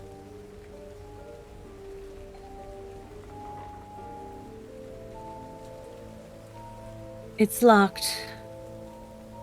Claudiu goes, Mikmick! You're Yes. up, please. Is there another locked door, is there? I mean, it's only if you want to. Well, I mean, I have the tools, why not use them, eh? Well, after you. You may want to look at the door first, but I imagine that whatever we want to find, whatever that may be, might be back there. Just, I don't know, call it a hunch. So, is there...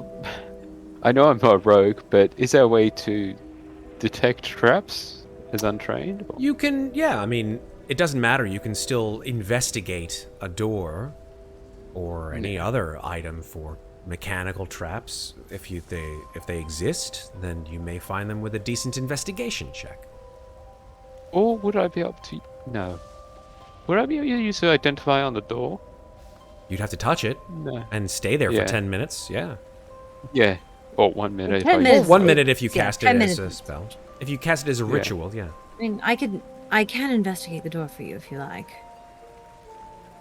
Well, I mean, it's sometimes better to get two eyes on the same problem. So why That's don't we both fair. investigate it? I will As the two of you investigate the door. approach this door and come within about 5 feet of it, a beautiful symbol appears on the door. And that is the symbol that you saw in the bedroom that you just were in. It is the same symbol as the symbol that Claudiu stated was the symbol of the god Ezra.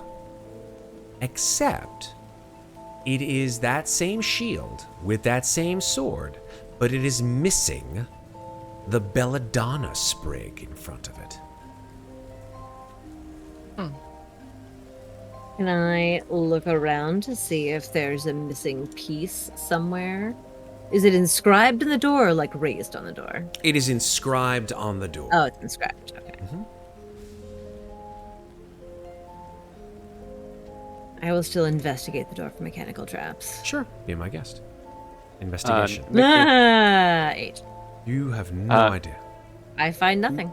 That doesn't mean it's not Mikmick- there. I just don't find it. So I think it's not there. Mikmick will call out to Amnestria, seeing as she looks more like the hunter of the group.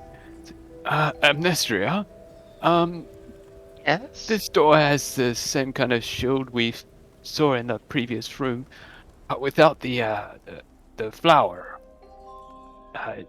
Do you know where we would find that kind of flower? Or Not in a place like this, no. Pale One, you said something. You said this was a symbol of a god. Do you know what it means if it's been changed like this? I don't really understand that very well, to be perfectly honest, Claudiu says. The god Ezra symbol, it's just missing the belladonna sprig. Could we try to carve the sprig into the door where it belongs? You could certainly try if you'd like. What sort of check would that be? Just to carve into it, and you basically take your whatever. What do you want to carve it with? My dagger. Sure, yeah. You can start carving into the door. I'll try to carve in the missing belladonna sprig. Okay. You take your dagger from the sheath, start carving into the door. As soon as your dagger's point touches the door, the green glow gets immensely bright and whoosh, blasts you, as course it well does. as Mikmick. To the ground, you fall prone, and you both take. Oh God. Oh, Jesus. 2d6.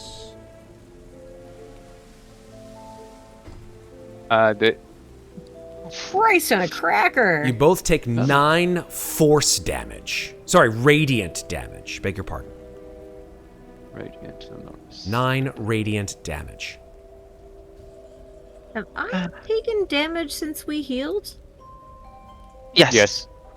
Okay. Two psychic damage from the. That's wolf. right. Okay. Correct. All right. I am looking very weak, and I back the fuck away from the door immediately. Damn! Moynat got fucked up. I'm Not barred. good. My HP is not that high. That's fair. That's fair. That's fair. Arthur's like, is everyone all right? Not particularly. Mikmick, I highly suggest that you don't touch that door. Yeah, Doesn't That's- seem to like it. I just investigated the door and I used the knowledge of a past life, which is that D6. Ooh, nice. I'm So you gonna get a amp it real quick. 17. Yeah, So you 17, don't. yes. You don't see any mechanical traps, but it is still quite locked. I don't think anything in this house likes to be touched, if I'm being perfectly honest. It's- Mikmick, make a perception check, please. there's this sight or listening or What am I perceiving? what do you can you ping what you're referring to? Well, you asked me to make a perception check. Oh yes, no, just make Well, a perception, just a straight perception check, please. Right, perception. Mm-hmm. Okay. A 14. Yeah. With a 14, after you sort of pick yourself off the ground and Moynot walks away, you hear a voice coming from this dilapidated old,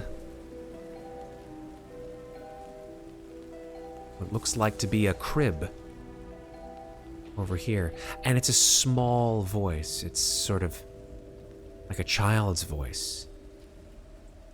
And it says, "Hello?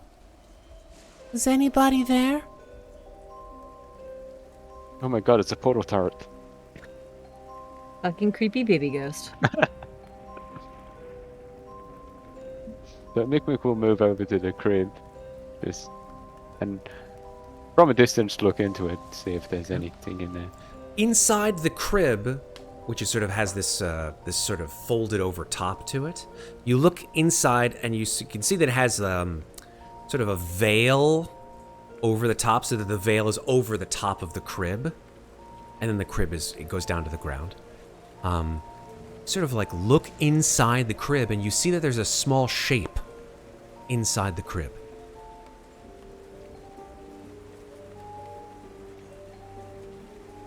Can't see very well beyond that, though. So Mikmick will call back and say, I think there's maybe something in this crib that's, well, not just blankets. Like, Oh. like what? Don't know, I'm kind of wary about moving in closer with how this house has been treating us. I look over my shoulder at Arthur and say, Arthur, be a lamb, would you, and go check out that crib? Make a persuasion check. 17. Arthur says, "Righto!" And he moves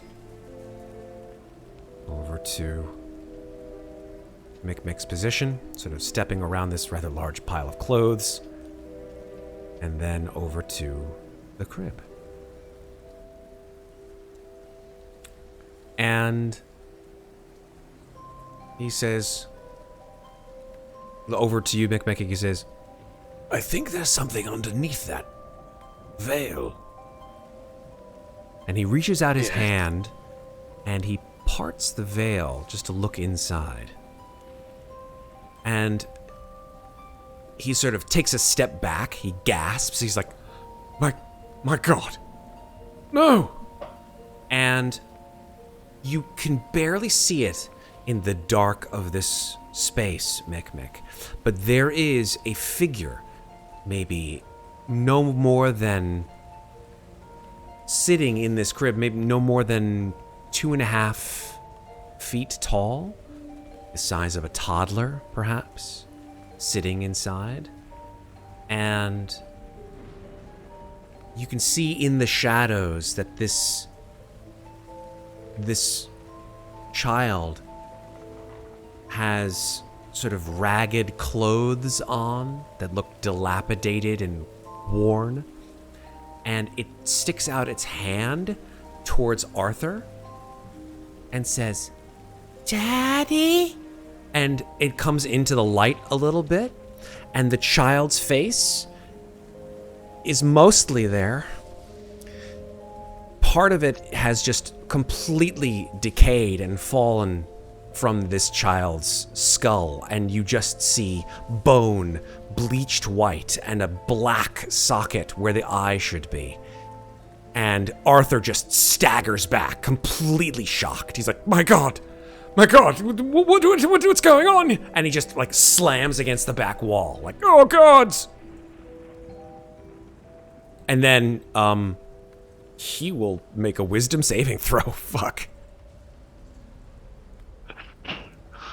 Oh boy. Arthur Sedgwick.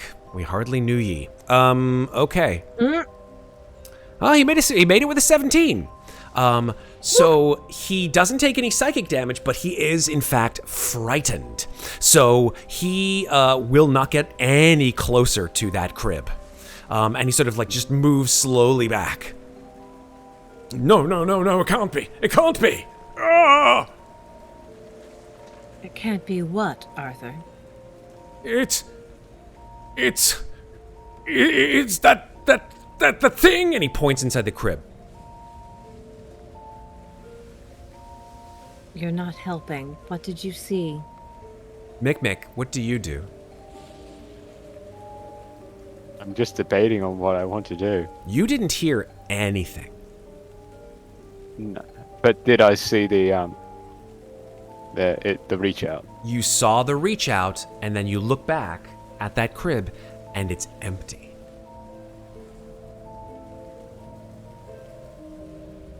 Mikmick will just turn around. Just jumping at shadows, I think. Arthur is. I mean, I did see something come out, but it's gone just as quickly as it arrived. No. It was there. It reached out. It had the face of... But that's impossible. It had the Arthur? face of what? Arthur. And I'm gonna step forward. Slowly, I'm gonna walk up to him, put my hand on the side of his face and say, Arthur. It's okay. Tell us what you saw.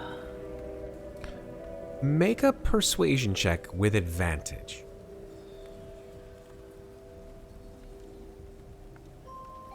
20. He says, Dang. years ago when I was in the army, my battalion, we came across a deserted village. And there were so few people there, we didn't know that the place would... We didn't know that they were under the ground. We were told to burn the whole village and make room for the troops coming in, so we set fire to the buildings, and they came screaming out of their holes in the ground, unable to breathe, all aflame. I'd never seen anything like it. And that child was etched in my memory forever. And his eyes just sort of go blank as he stares into the wall.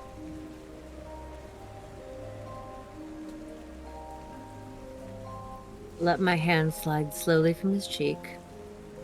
And I'll turn.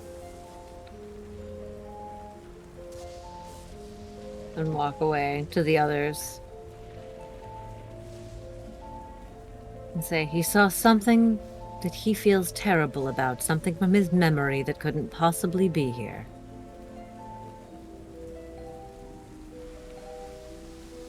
Well, ghosts, they do some other interesting things, couldn't you say? Claudiu says, we all have our own ghosts, don't we? I look at the two of them and say, I'm not at all certain that I do. Guilt is for humans. And then I will continue out this way and say, I believe we should perhaps call it an evening and resume our search of the attic tomorrow. I was just going to say, after hearing Arthur's story, Mikmick will have that kind of 1,000-yard stare as he remembers something similar. And as almost kind of out of nowhere, he'll go over to the crib and just tip it over before walking back with purpose back to the rest of the party, overhearing Moynot say, "That's what humans do. And then Mikmick will just kind of say, so, what does that make you then? Why not? And just walk right out of the room.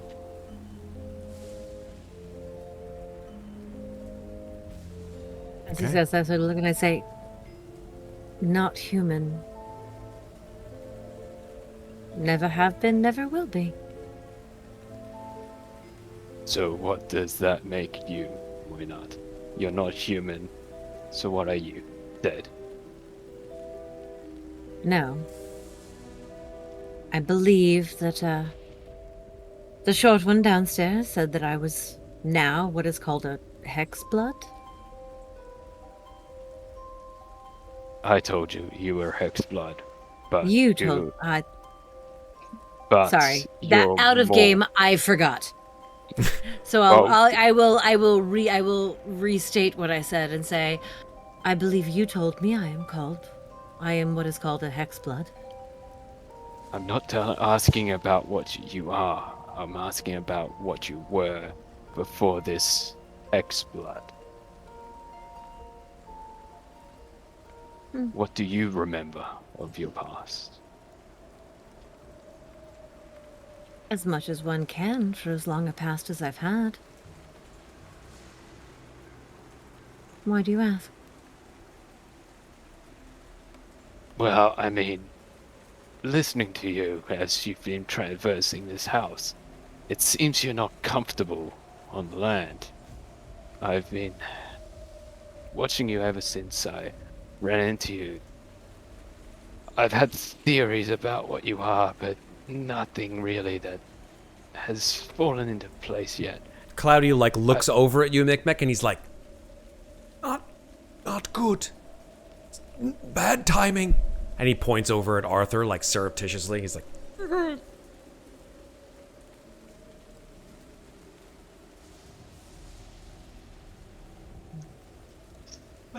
I don't think it matters much what she is right now, or what she was.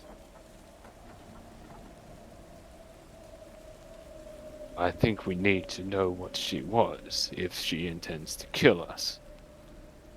I don't think anybody should be killing anyone, says Claudiu. When Mikmick says that, I just smile and I say, Tiny one, if I intended to kill you, you'd be dead already. Oh, this is a wonderful conversation that we could be having tomorrow, Claudiu says. I look at Claudia and say, for once, drunk one, I agree. Arthur bed, just then? Arthur is completely bewildered by the scene that he's just experienced, and he's just like looking at the ground, completely out of it. He's just like, no. Claudia like notices Arthur's complete just dishevelment, and is like, he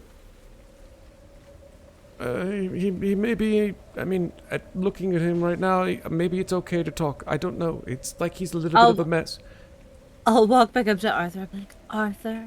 And I'll put my hand on his cheek and be like, Arthur. Yes. You've had quite a scare, yes? One would say, yes. Stiff upper lip and all, but that was. Perhaps you should go back to Alanik and get some rest, and we'll all regroup tomorrow. That sounds like a capital idea. Yes, I'll report my findings, and we'll reconvene in the morning. Hopefully, this storm is good and ended. I would say it's just getting worse and worse. Has to Don't peak worry about sometimes. Don't worry your head about anything. Just go and get some rest, and we'll all chat about it in the morning. Very well, yes. He sort of takes a look at that door to the attic, or whatever is beyond. The roof, perhaps. He goes, strange. Good night. Tomorrow. Creeps in this petty bullshit. And then he just disappears. As soon as he's out of eye shot, like the pleasant facade just shunk off the face. To bed then? Yes? Yes, to bed. Sounds good. Maybe we can scout out the rest of this floor in the morning. Maybe we should all sleep in the same place so we don't all end up somewhere different. At this point, Mikmick will kind of shake his head and will be like, "What the fuck just happened? What? Yeah, we're getting ready for what? Yeah. There was For anyone, one you thing. seem confused. We're getting ready to open this door. I was like, just open the door next to me. Amnestria, you want to open the door? You can open the door if you Yeah. want. Okay, cool. While Okay. they're talking, yeah. I'm gonna back out of the way as soon as I see her doing it. She's like, nope. Nope, nope, nope, nope, nope, nope. I'm at one fucking hit point right now. I'm backing the doubt. fuck out of the way. No doubt. I love do this. have a sense of self-preservation here. No problem. Amnestria, move 1 square to your left. I feel invincible until I'm not, and then it's like, nope, fuck this. Amnestria just sort of walks over and opens the door. And this is, I think, where we're probably going to leave it here. Amnestria, you open the door, and you see actually quite nice family room. It seems to be that there are rich furniture clusters. And as you look in, you see a tall fireplace, its mantle lined with dusty knickknacks. And above it, as you sort of peek your head into the room and look around, which I would like you to do, but that's of course up to you, if you so desire, you'll probably be able to see more. Into the room? Yeah. That? Why not? Abso-fucking-lutely. You look around, you see that above the fireplace hangs a portrait of a stiff but handsome family of 4 people.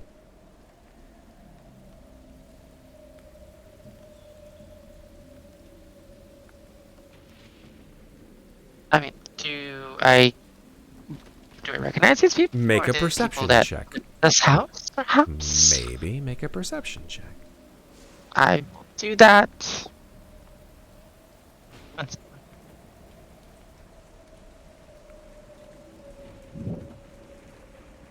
There it is. Okay. It's a 9.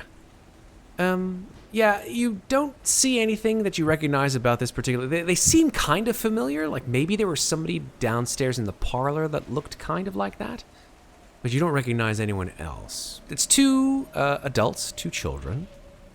They look kind of... One looks kind of, you know, stiff and a little bit upper crusty, and the children look maybe a little bit, sort of controlling. They have this sort of like look of defeatism on their face. Like, Do the children look to be about the same age? they do. But you'd have to see more, you'd have to go inside. We're not. Nope. There's nothing else. Tomorrow I will go into this room.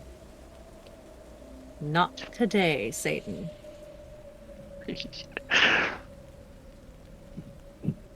Okay. Yes, you're just gonna poke her head out. I mean, you could just stay here. There's couches. There are also beds in these other 2 rooms over here. Yes, but then we're close to the bag. I don't know if you want that. Fair. Very fair. Okay. The room's rather large, and you see that there are... It's like the remnant of what seems to may have been maybe a piano over here. And there's that painting above the fireplace. Well, the couch is really in shitty shape. But that's what you see in this room. I mean, I suppose if you can assure me that nothing in there is going to murder me or try to drag me off somewhere while I sleep, I might consider it. Claudiu's like, well, you... There's no mirrors in here, Claudiu. Oh, interesting. Yes, 1 second. Right, whoa, beautiful room. No wine, though. You I have thought one. you said you had 8 bottles. Yes, I know. I'm just always on the search for more. If they're entertained don't in think here, you I would think that they completely would have emptied- wine, but who knows? I don't think you completely emptied the cellar. Fair, I could always go back, assuming there's no more cats. Doom cats, whatever.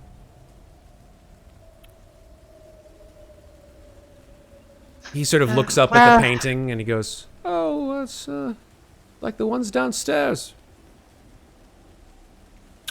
Nice." Moynat will very, very cautiously enter the room All right. Mikmick, what about you? and take a closer look at the painting. Sure. Mikmick will just again be a little bit what's the word? Unfocused. Not realizing what's just happened there. He's like, what? Where am I? Where am I? Just have that kind of, wait, what have I done? What? And he noticed that the rest of his party has gone into the room, and he'll follow them in. And so, what? We having our long rest here instead of the parlor, or what? Seems like, yes, that might be the case. It's up to you. In that case, there was a question that I did want to ask all of you. How good is your sense of smell? Compared to? Well, let me just put it this way. If, say, you were taken away and had a certain scent attached to you, would you be able to follow that scent?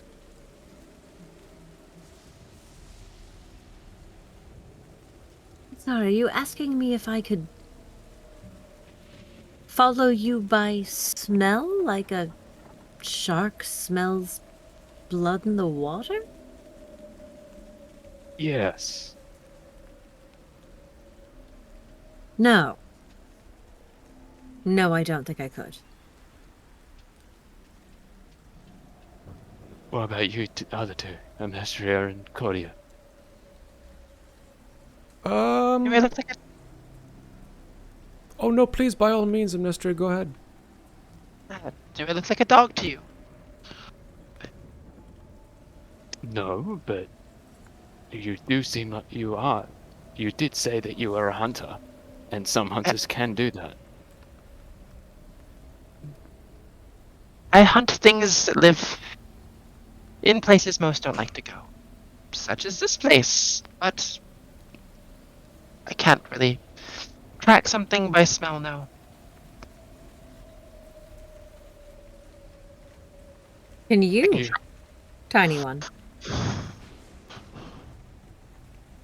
I mean, I don't think so, but Then why do you ask? Well, I mean, if this night's going to be like last night, we maybe shift it around while we rest. I can imbue a small item with a certain scent, and then we can follow that scent, and it will lead us to where the another person is. Oh. Could you That's imbue the item with a sound? Yes. Might Maybe be even an more image. useful. Well, an image you can only see if you're close, but a sound Yeah. might be helpful. Yes.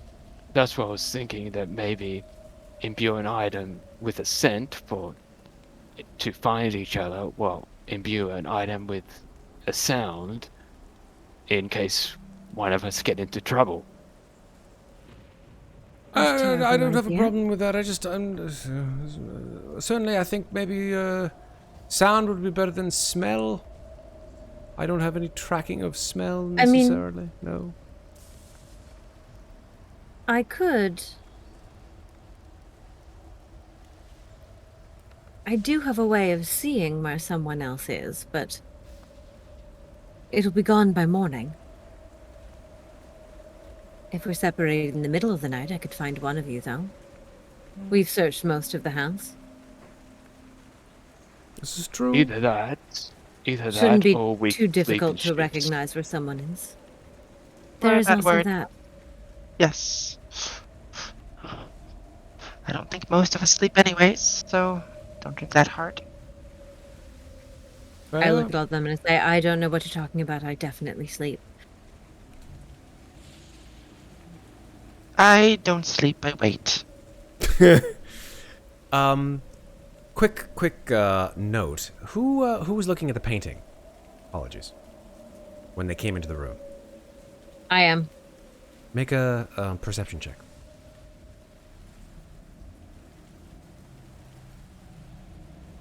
23. Damn. Okay. As you're talking about sleep and all the rest of that jazz, maybe it's your angle. Why not? But you do see that painting has some hinges on the side of it.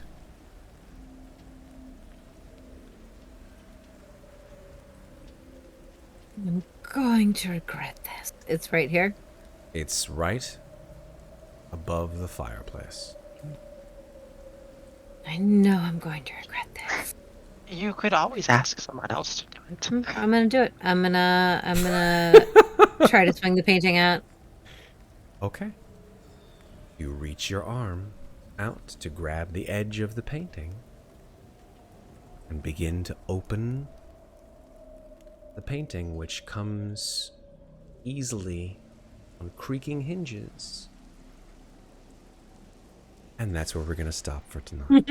Yep. I knew Thought it. that was gonna be it. Yep. Knew it.